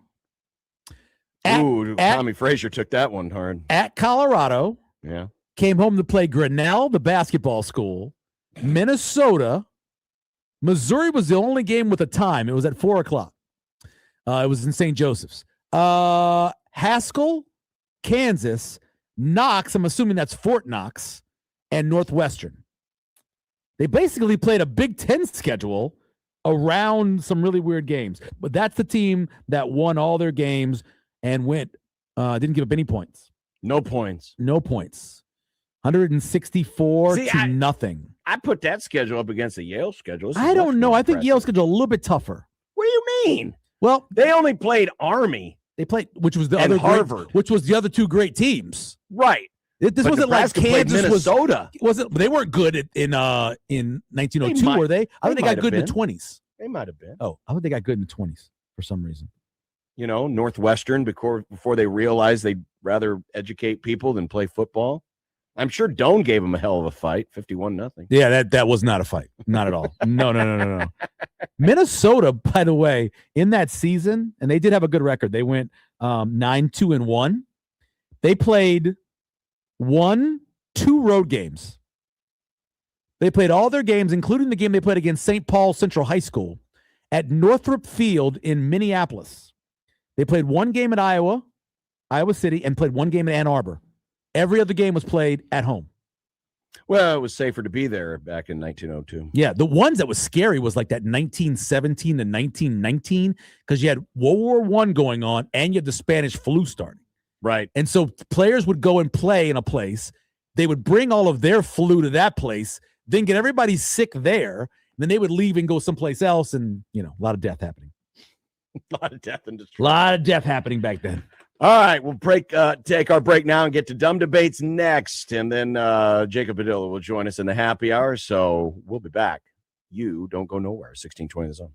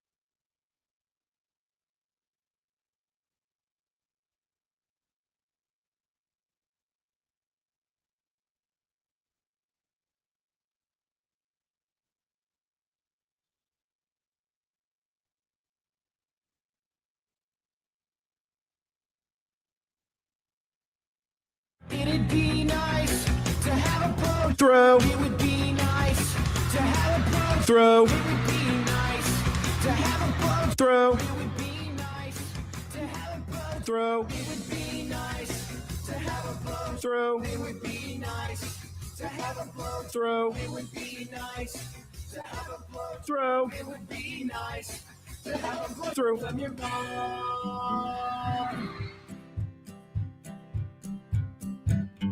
Listen, listen not to we did anyway, dumb debating. John's computer sucks. Macs are the only way. Dumb debating. Fullbacks are running backs, hamburger steaks. Josh is too dumb to eat a cupcake. Mayo in a base. Does John like Nebraska or Creighton? Just three radio hosts on air, dumb debating.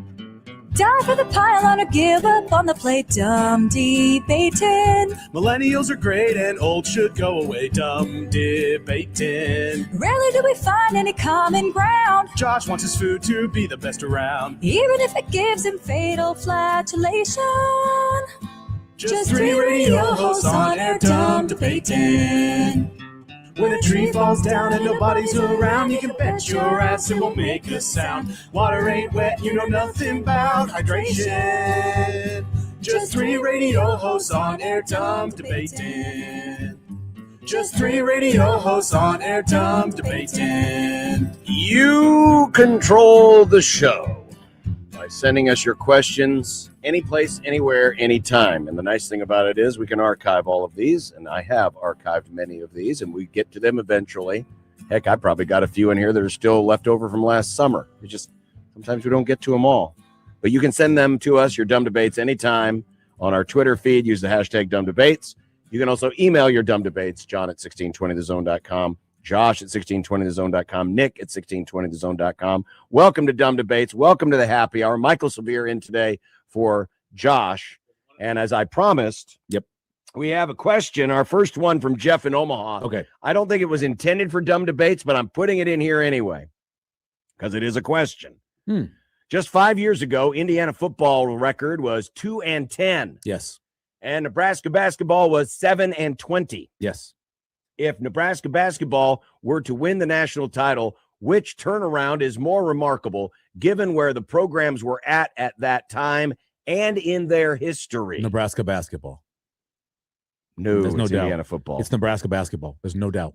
There's no doubt. No, it's Indiana football. There's no doubt. no Nebraska basketball as a program has a winning record over history. There's has a winning record. 136 teams in football. Really, only about 60 of them play at a chance to be a championship level of football. There are 368 basketball programs, and you have programs that go as 11 seeds and 12 seeds to the Final Four. It's much harder to do it as a team that's never done it before in basketball than it is in football. I could not disagree more. It's pretty. When you look at the history, when you look yeah, at I'm looking at the history. Yeah, look the at history. Indiana football was the losing Have they won a program bowl of game? all time. Have they won a bowl game? Indiana. Had Indiana? Yeah, but they I won a think bowl they've game. won like one, right? They won multiple bowl games. And Nebraska's only never been won to a game. 3? I thought it was 6. I thought they won 6. The most they ever won was like 3 now. I don't know. I know they've won at least one. And I know Indiana Nebraska, football is far more a poverty program than Nebraska basketball. One of them is playing in a league, right? They're both playing in the Big Ten. One is playing in a league in the Big Ten where, if you look at it honestly, they're the most dominant conference in all of sports. 3 championships in a row, multiple teams getting into the playoffs. Right. So it gives you a leg up. Yeah, it does. Big Ten basketball, ACC's better. Big 12's better. Big Ten basketball is good. They just don't win any titles. They're not as good as the ACC or the Big 12. Well, historically, probably not. I'd say they're better than the Big 12 historically. People never forget, as Mike says, people forget Nebraska's never won an NCAA tournament game. I know that, but we focus too much on they've never won an NCAA tournament And they've been game. to what? The 7? 7, right? Which was more than Indiana's bowl record, is it by 7? the way. Is it 7 they've been to? And in football, I would argue that the upper crust of football is harder to break through than in the upper crust of basketball, where we've seen Gonzaga, little private school Gonzaga, break into the upper crust of college basketball. Baylor. We've seen Baylor, a little private school. Yeah, I know they're in the Big 12, but they have broken They got through. a lot of money. They've won. A lot of money. Indiana did something. I mean, they disrupted the entire good old boys network. We haven't seen anything like this since Miami. And with Miami, of course, in hindsight, now it makes sense because, they were from freaking Florida and they got the talent right there in their own Difference backyard. is Nebraska. Indiana didn't have those. If Nebraska does it this year, they're coming off of a year where they didn't even make the tournament. Indiana went to the college ball playoff last year. So for them doing this is not as big a shot. Matter of fact, almost everybody I know bet them at the 8.5 over. If you're saying this is a 2-year question, but Jeff's question also said and their history. Yeah, I'm saying and Nebraska to you that basketball has a winning record over history. It would be People a big talk about them being a terrible power conference program, but they're only What's doing their that in conference reference. record? What's the conference record overall? What's their because all the bad teams they played in the non-conference. Yeah, sure. You can make a schedule in basketball that can get you to win a bunch of games even when you're bad. What is their lifetime conference schedule, I wonder? They can't be over 500. I don't know if basketball reference. But I would say this, that it's a bigger shock if Nebraska was to win the national championship this year than it was for Indiana to win the national championship this year. Well, yeah, if you're only comparing it to 2024, but if you're pulling out and you're looking at history, all history, Indiana football is far more shocking. I think that's not for me. I think that Nebraska basketball, being around this program now, and I haven't been around it 50 years like Sip, but I've been around a little bit over 20 years, and I am not shocked that Indiana got better. I am really shocked that Nebraska's playing as well as they are. I'm not sure that Indiana got better. Shocked that Indiana got because better? I think all the money They were the worst ever. But all the money going into the Big Ten, especially for the legacy at a basketball school. We're talking $60 million going into these teams now, especially the legacy programs. They're not getting a partial share like some of the new teams are. They're getting $60 million. It's not a shock to me that Illinois has up their game. I'm not shocked by Indiana upping their game. I'm surprised Purdue hasn't. Yeah, but there's a difference between upping your game and going from the worst to first. Sure. I mean, and not just first in the Big Ten, first in the country. Kansas State came pretty close to doing it, obviously. Got close to doing it, going from the worst team in the first 100 years of football, right?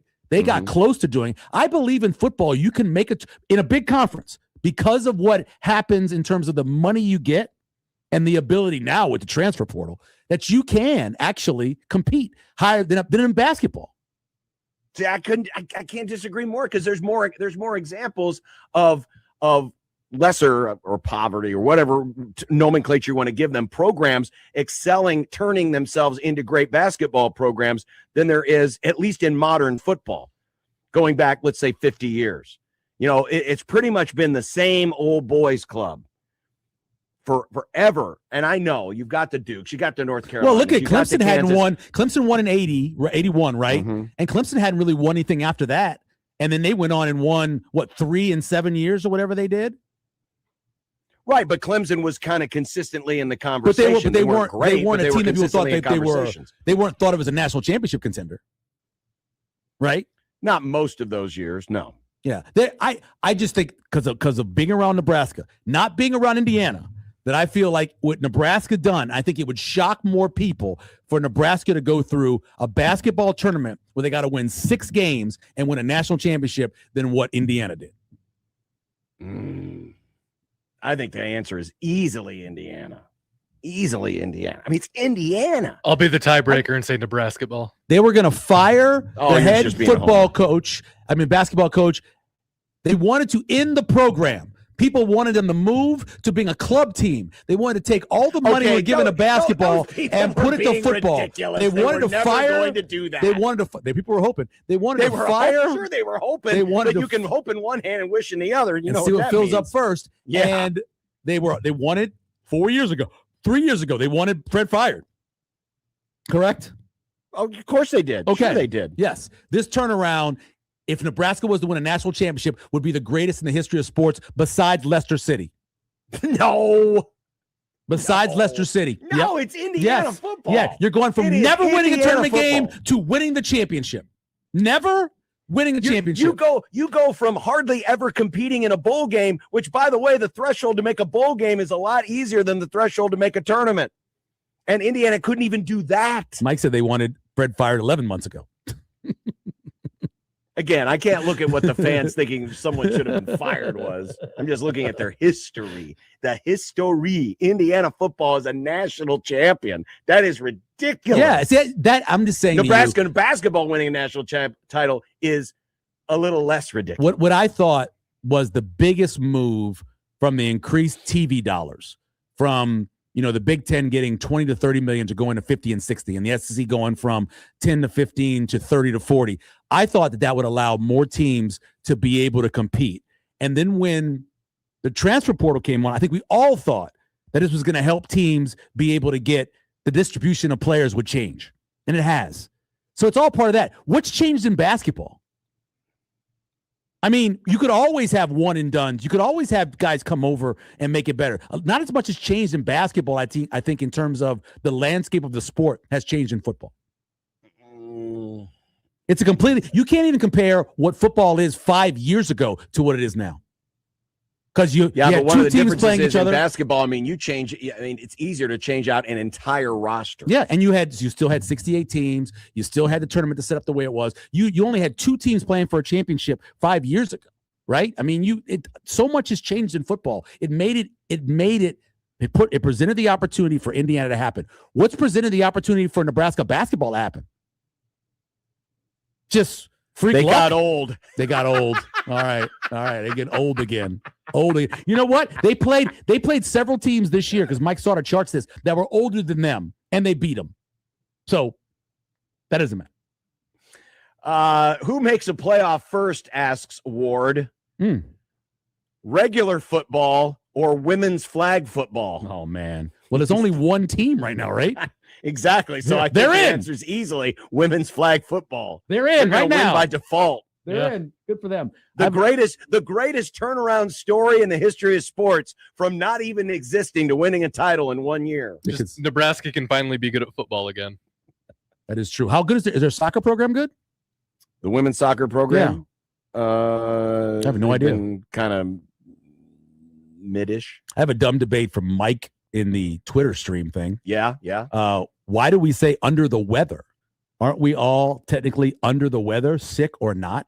I can answer this question as a military. Oh, you know the exact As a answer. military man, I can answer this question. It is actually a Navy term because when sailors got sick, they put them below deck. That's where under the weather comes from, because they put them under in the ship's bottom to keep the sick people away from everybody else. That sounds like a Nick fact. Under the weather. How is that being under the weather? You're just because the weather's happening outside. They put them out of the weather, underneath in the ship, the lowest part of the ship they could, to keep them away from everybody else, so everybody else gets sick. That was what killed people more than anything else for 200 years? It was pneumonia. Yeah. Right? It was just simple, getting sick, fluid in your lungs, you died. So they realized we got to keep these sick people away. So under the weather was putting them in the ship, deep into the ship. Under I did not know that. the weather. Congrats to the Navy. And now you know the rest of the story. Now, I watched both days. Does it have I to watched be both shows. Does it have to be a Navy thing, or could that have originated earlier just with sailing? Because famously, we've been sailing as a species for a while. No, I've always known it was in the big ships.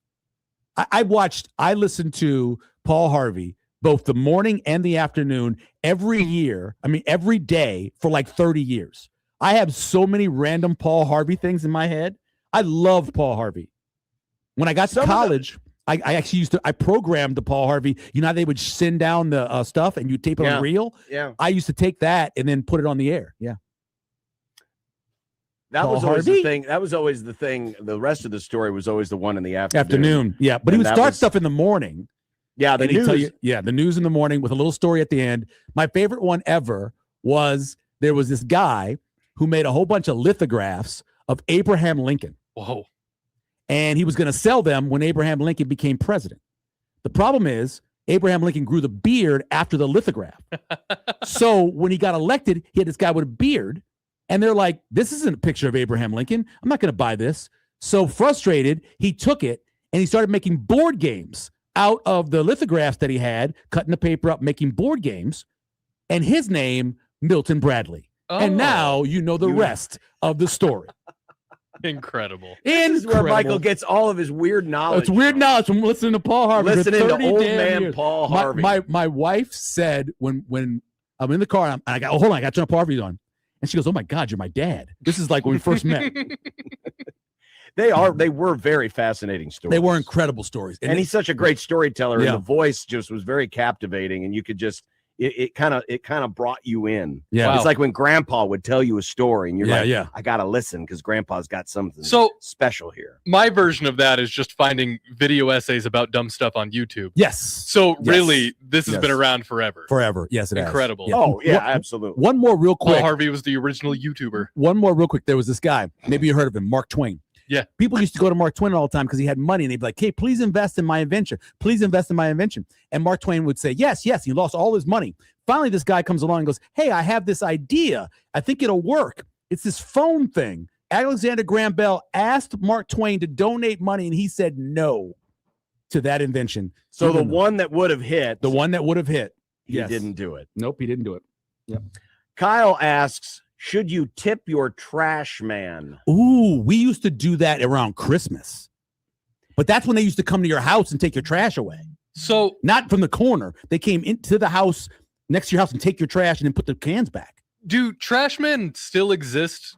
Yes. they As still have like them. coming out and dumping it in? Because every trash truck that I see Yeah. now, it's all automated. They It's still all just a grab the robot. recycling and they still have a man on the truck. Okay. Yeah. Yeah, I feel like I don't usually see the the man on dude, the the truck driver, and then the dude that's hanging out because you've got to with the different trash cans, got one for recycling, one for trash. The cans one fall for over too, and grass. they lift them back up and put them back down when they come out of the machine. So there's always two guys. The problem is, and I never really see them, and they're different. I don't think it's the same people on the route all the time. Yeah, I don't know either. I mean, you used to know, you knew your mailman. My mailman was named Curtis, Mr. Curtis. Yeah. From back when I was growing up, and you knew the trash people that came along. You knew the Schwann's man. You knew the Swans man. Oh, you do that. how Ours was good- Jeff. He was a good guy. How good was that frozen Kool-Aid they sold? It was like frozen, and you'd put it in the bottom and mix the water with it. The concentrate. Yeah, and it was like a cherry. Yes, that was good.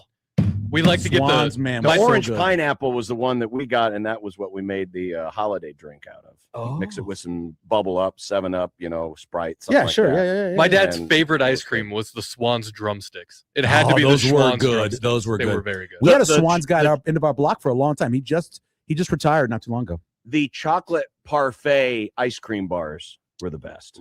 It had the chocolate inside, and then it was like Yeah. outside was vanilla, and then it was wrapped in crunchies, the tiny little crunchy things. Yeah, the I don't crisps. know. Yeah, a little crisp. Delicious. I miss the frozen pizzas. The closest thing I remember to a Schwann's frozen pizza is maybe Red Baron. But even then, I don't know. You know what's similar? Hmm. They sell a pizza at Costco that comes 3 in a box. Okay. It's very similar to that pizza you used to get from the Swans guy. Very similar. Thank you, Schwann's guy. 3 in a box. Very thin. Thank you, Schwann's guy. Yeah. I miss those days. Hey, we had Charles Chip guy. Did you have Charles Chips? What's Charles Chips? So the ones that are in a can, the potato chips in the can. We would have a Really? Charles Chips guy that would come in the neighborhood. There and would be he'd bring delivery you- for potato chips? He would bring you these cans, John, were like this big. They were Yeah. big old cans, and you get plain, you get Big old barbecue, and you could get salt and vinegar. And they would come by in the Charles Chip truck, and they'd bring you and they'd leave them outside your house, like right next to where the milkman left the milk. A's, B's, or C's? Big old cans. And those are big. These are bigs. These are like D's. These are giant cans. Yeah. Potato chips in cans. Interesting. You never had the Charles Chips cans, huh? Never. No, I don't You guys think didn't they have were, that I don't here? think they existed around here. I don't think they existed around here. If they did, I don't remember them. Yeah, I know here- the neighbors used to get milk delivery. Vintage. Yeah, vintage. Where did we had it in Louisiana? I don't know where else they were. They still sell them in the cans. I don't think they go door to door anymore.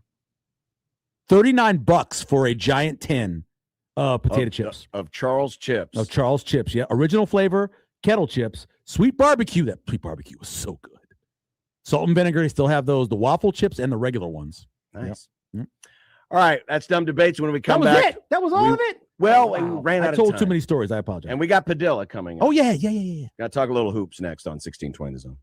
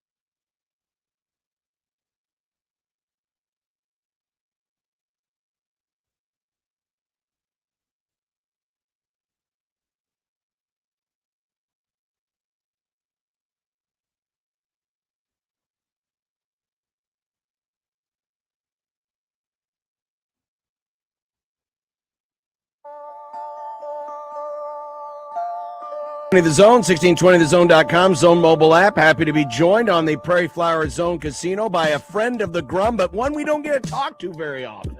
The basketball man, the Padilla man, Jacob Padilla of Herd at Sports. Jacob, how you doing tonight? Well, I'm doing okay. Unlike a certain other person with the initials JC, I'm willing to call into the Grum when I'm sick. Oh, are you under the weather too? Yeah, just a little bit. That's why it made it easy for me to be flexible today, because I was planning on going somewhere, but decided now I'll just stay home, try to recover. How much of the illness was created by watching Big Ten officiating last night? Yeah, well, either of those basketball games you could have were enough to make you sick for different reasons, but unfortunately I started to feel it Monday night. That just made it worse. Jacob, give us the reason why it should have been a charge and the reason why it should have been a block. All right, so I think it was a charge. I don't think it should have been a no call or a block, because he got there pretty well. Got his feet outside the circle. He was in his path. He didn't like bump him from the side, and he went right through his chest. Dropped the shoulder. And yeah, exactly. He went through his body to create space to get the shot up and in. So for me, like that's a charge all day. Like those are the kind of plays that like I don't want to see in basketball. My favorite thing about basketball is it's a game of movement, and yes. I think you should have to try to maneuver your way around defenders, considering their position on the court is literally all defenders have. So yeah, I hate seeing plays like that where the offensive player initiates contact, goes through a defender, and are rewarded with either the bucket or a call.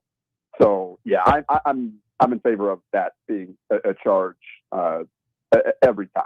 It's unfortunate to not get that call, especially what I think they called one on Mara earlier in the game, which was much less like obvious and as that one, but it was obviously in a much less consequential point in the game. So it's a little bit easier for the officials to blow the whistle at that point. Jacob, fouls aside, obviously the difference between the first half and the second half offensively was the shooting.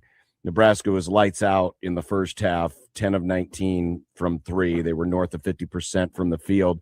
Second half, only 1 of 13. And so do you come down on the side of the shooting from the first half just not sustainable?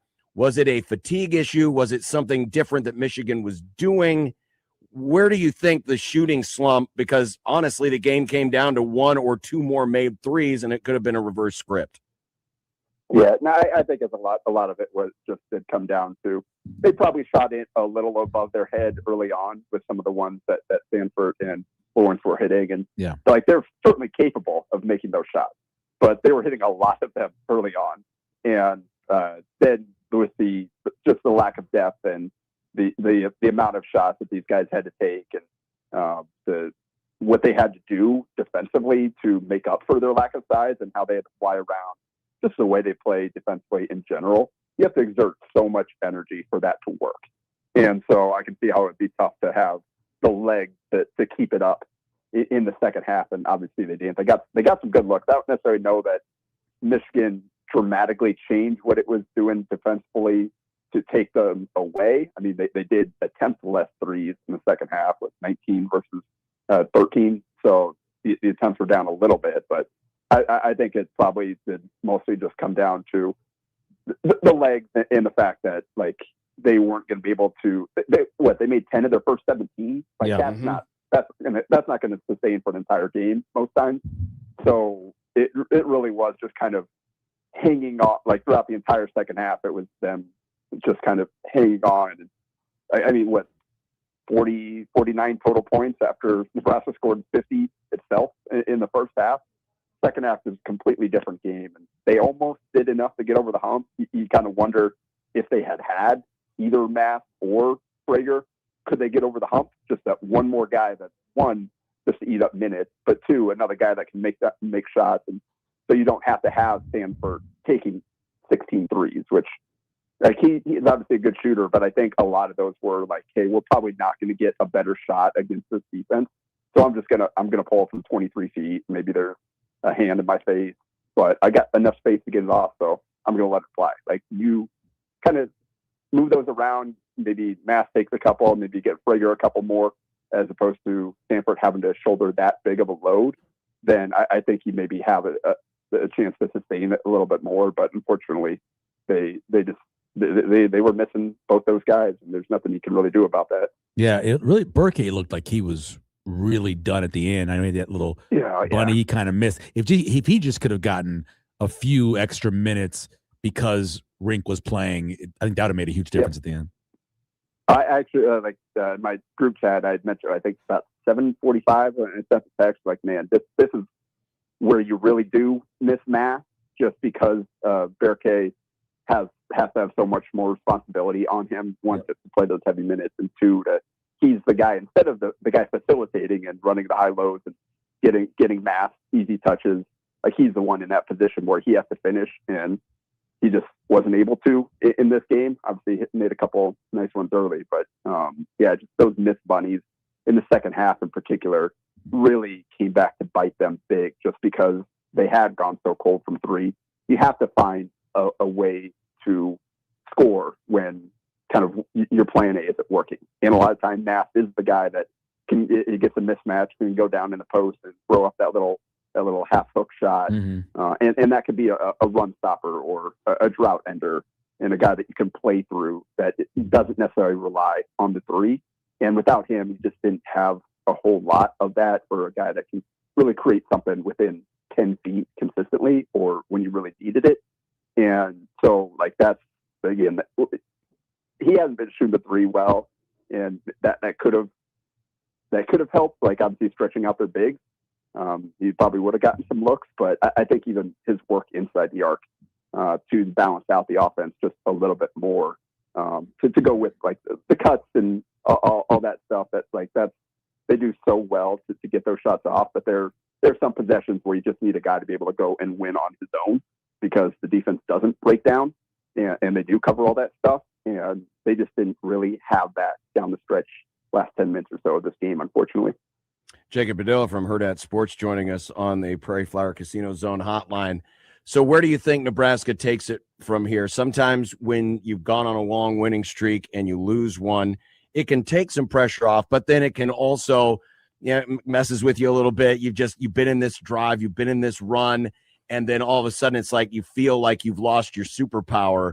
They've got Illinois next, Rutgers after that, Purdue after that. What are you expecting to see, assuming that everyone's healthy? And I'm guessing Mast will be good to go for Sunday. What do you expect now, coming off of last night, to happen in these next three games?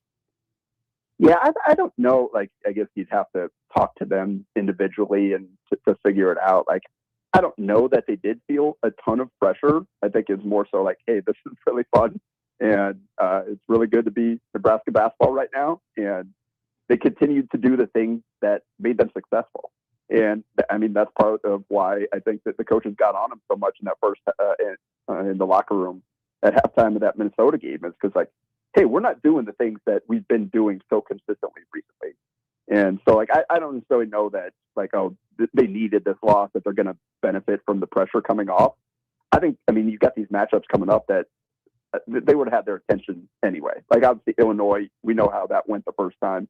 Illinois is going to want to get them back, and this is it's a really, really good Illinois team. So, like, if Nebraska can get this one, that would be huge. Like, you're talking, top 1-2 seeds.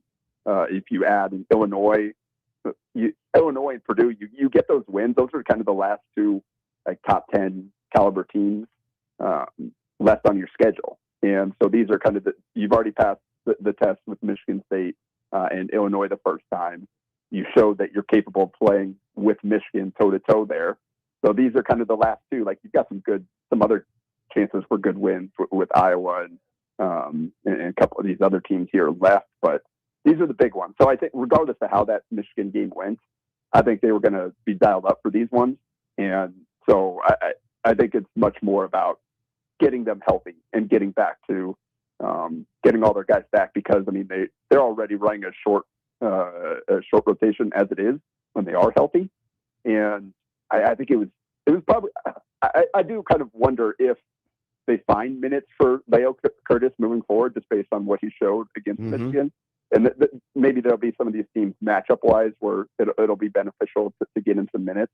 Obviously, when you've got Matt in the lineup, like there's, and you got Berkay playing a good minutes, like those are kind of your primary bigs, and then you're just stealing a few minutes for them here or there because you go small with Rager at 4 when one of those guys subs out. But I think he's a guy that could potentially, both for this season down the stretch and into next year, might be kind of the takeaway coming out of the Michigan game. Like, oh, this kid, he can maybe help us. Maybe it's worth stealing him a few minutes here and there because he certainly rose to the occasion there a little bit more than Garcia did. Unfortunately, he struggled a bit, but this could be a matchup situation where you kind of down the stretch here you find some opportunities. Like, hey, this is one where he can help us, but it's much more, I think, for them just about getting healthy and getting all their guys back because we know how good this team can be when they've got all the pieces intact.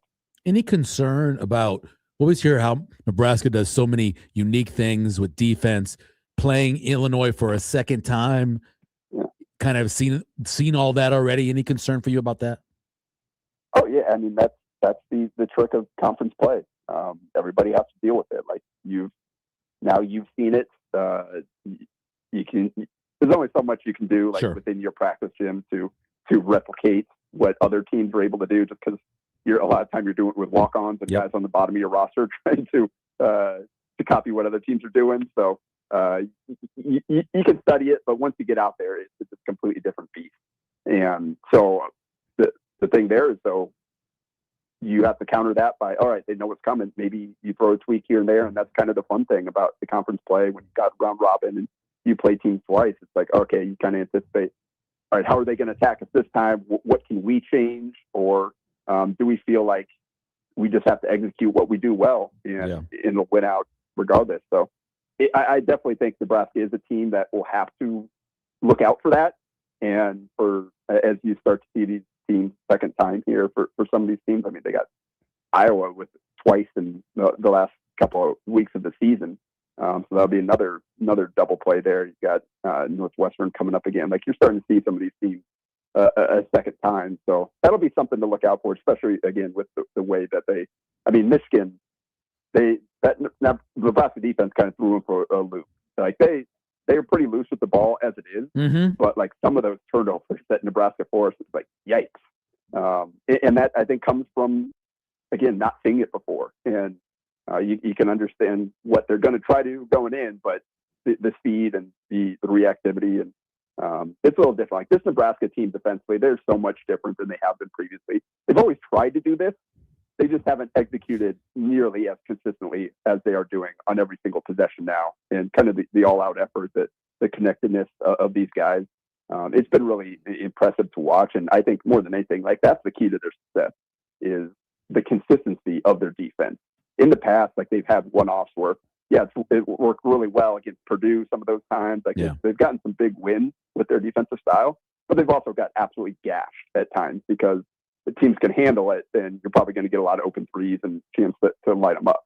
And that hasn't really happened this season. Like they've done a good job of keeping teams in check and continuing to be consistent in that regard. So we'll see down the stretch here if Brad Underwood has some wrinkles to go at Nebraska a little differently than they did the first time. But I mean, that was a shot at the buzzer anyway. So that was a kind of coin flip game. So I expect this one to be pretty similar going in as well.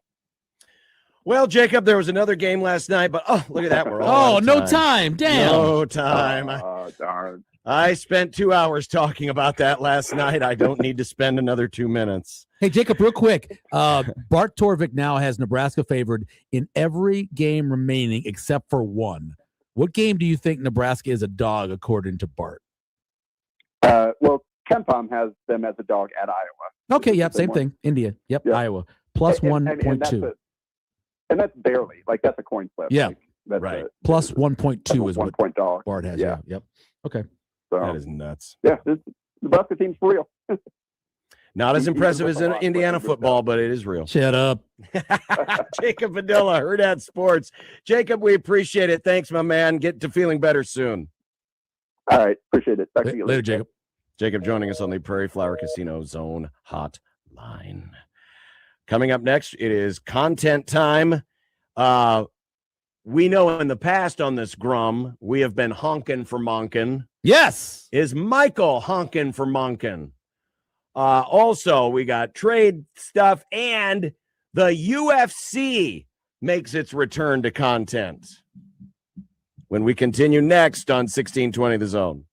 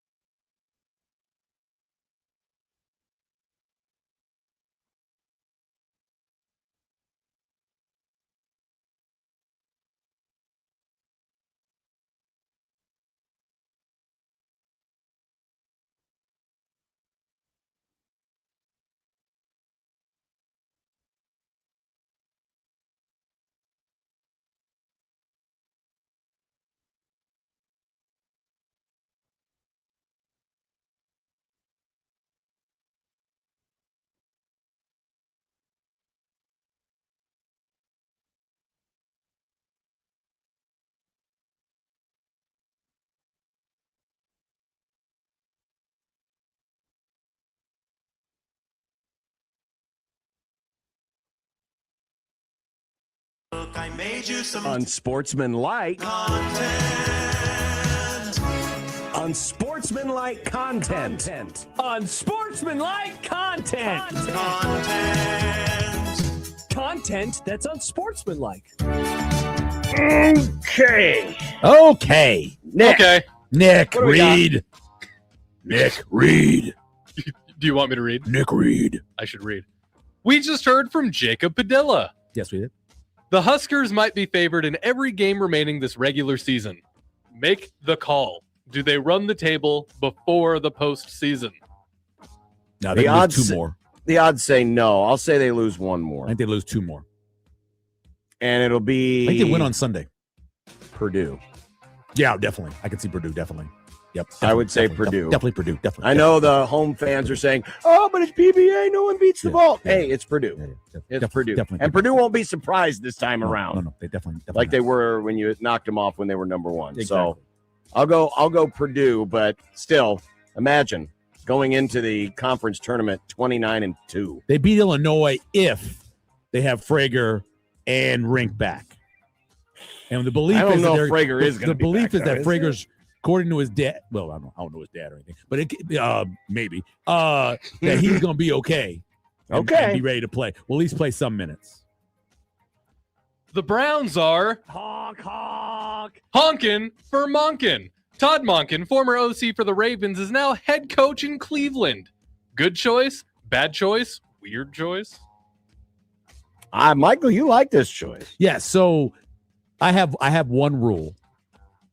If you are nice to me as a coach, I probably will support you to the end of the world. No wonder you thought Mike Riley should still be And here. No, You're you just a simp. Well, I didn't cover Mike Riley before he got here. I covered. Oh, no wonder you think Matt Rule's a good I covered Todd Monken at Louisiana Tech. He was a wide receiver coach at Louisiana Tech, and he was a very cool guy, very good guy. Was he the receiver coach for Troy Edwards? He was Or is that there. going back too he far? was there in 2000 and 2001 for sure.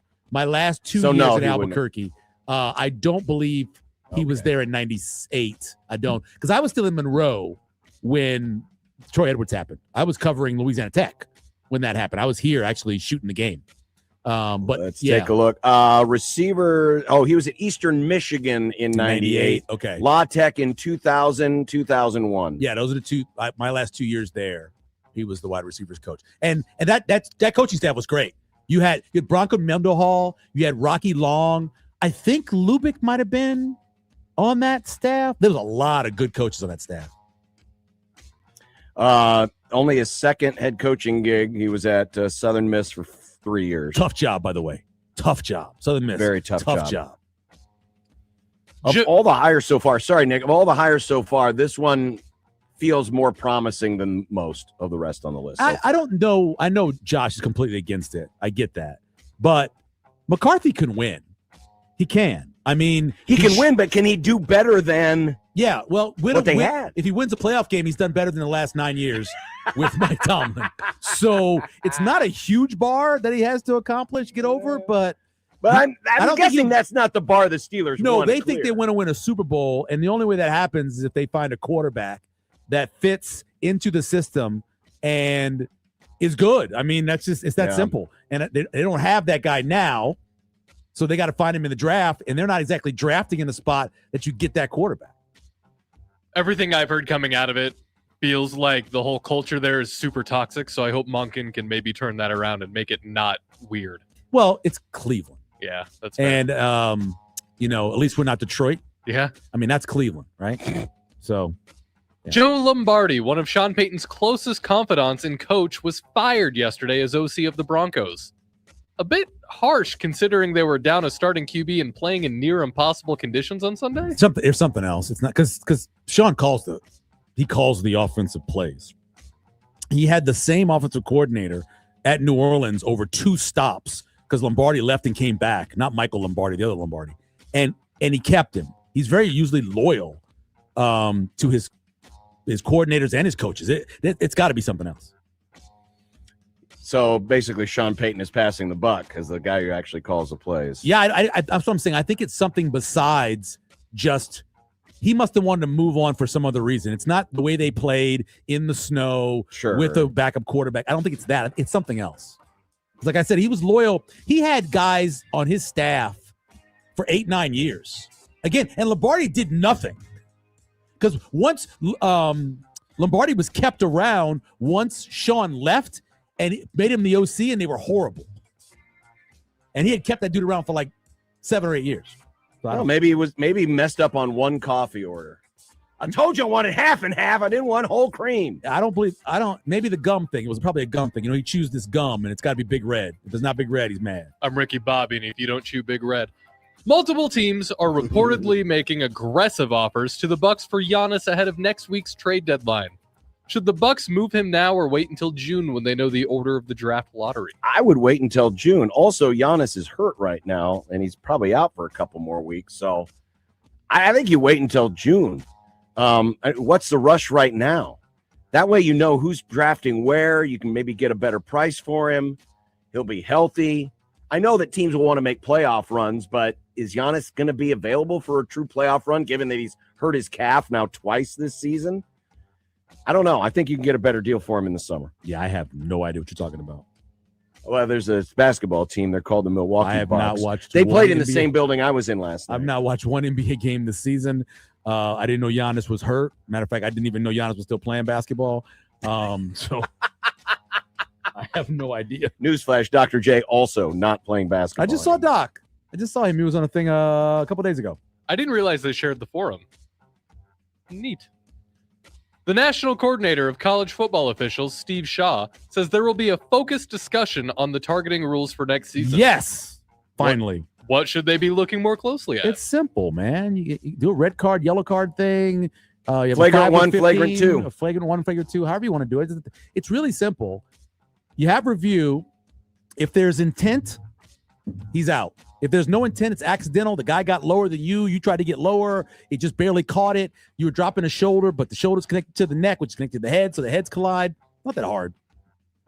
Yeah, you can still keep the penalty, but I don't think listen, the number of targeting penalties, I looked this up, since 2020, there's been an annual decrease. In 2020, officials flagged a player for targeting once every 4 games. This year, the number is 1 in every 7 to 8 games. Well, also because they overruled him now. 4 years ago, you couldn't overrule it. 3 years ago, you couldn't. Now you can actually overrule it with video. So that changed a big part of it. Michael? Yes, sir. You weren't with us yesterday when the shocking ESPN report that Bill Belichick wasn't going to be a first ballot Hall of Famer came down. Who the hell do we need to talk to? I just know this. Bill Polian is full of the amount of poop that Jesse fell in when he fell through the porta potty. Okay? A lot of poop. That's how much poop he's full of. To tell one reporter that, oh, no, I voted for him, then tell another reporter, I don't really remember who I voted for. I do not recall. I mean, give me a break. He's one of your biggest enemies in all of sports. Yes. You hate him. From 2 different locations you worked in, you hate him. You know if you voted for him or not. You know if you're the one that ran around saying, hey, make him wait a year because of the scandals. You know all that. Bill Polian has been full of crap for so many years. They brought him on to analyze quarterbacks at one point on the draft. He was the worst at it. He was just horrible at it. Didn't know what he was talking about. That's Bill Polian. He probably had his time, but his time is not now. Pull the people off who are morons like this guy off the voting committee. I watch more games than him.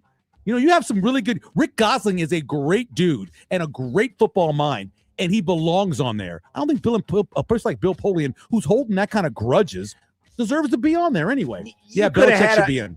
You could have had a Hall of Fame committee made up of all of the interns at all of the newspapers that are still writing about sports, and they would have figured out, oh, that guy who wears the cutoff sweatshirts and is grumpy and is dating the 20. Yeah, he should be in the Hall of Fame. The guy who could figure that out. Who has 8 Super Bowls as a head coach and a coordinator, and 9 Super Bowl appearances as just a head coach. Yeah, I would guess he probably should be in the Hall of Fame. Give me a break. And finally, this past weekend was the debut of UFC on Paramount Plus. It did 5 million viewers. Wow. Were either of you one of the 5 million? I have Paramount Plus. I was. I would I have actually watched. I'm not a UFC guy, but watched. I turned it on. Yeah. I like Um, Justin Gaethje. I would have watched for that. I saw the undercard and then I fell asleep before the main event. So I got up the next morning. And the nice thing about Paramount Plus is when you go in to rewatch it, they clip out each of the fights individually. So Yeah. you're not having to like fast forward. So I turned on the main event and it was Gaethje. Gaethje. Justin Gaethje. Yeah. Gaethje against one of my people. Yes. Pimblett. Mm-hmm. This was a great fight. I don't even know who won. Gaethje won the fight. Okay, good. Gaethje won the fight. He should have been favored, I'm assuming. Actually, I think Pimblett was favored. Oh, was he really? Gaethje. I think he used to was be a great. slight favorite. But Gaethje just crushed him in the first round. Did he? Well, actually, first round was a split. Uh-huh. Second round, he's just beating the crap out of him. Pimblett is bleeding from every orifice in his body. Not every. Well, close. You to don't it. know that. That's true. I couldn't see. He survives the third round. Then Pimblett comes back and he almost knocks Championship Gaethje round. out. I love that. I love that. Round 4 and 5 is the best championship. And then they go to the fifth round, and Yeah. it's just like the last round of the first Rocky Creed fight, where it was just back and forth, back and forth. Nice. Gaethje won by decision. I was entertained. Yeah, I it's mean, an entertaining sport. It really I've is. never had free access to it before, Yeah. so it's like one of those deals. I've got the access now.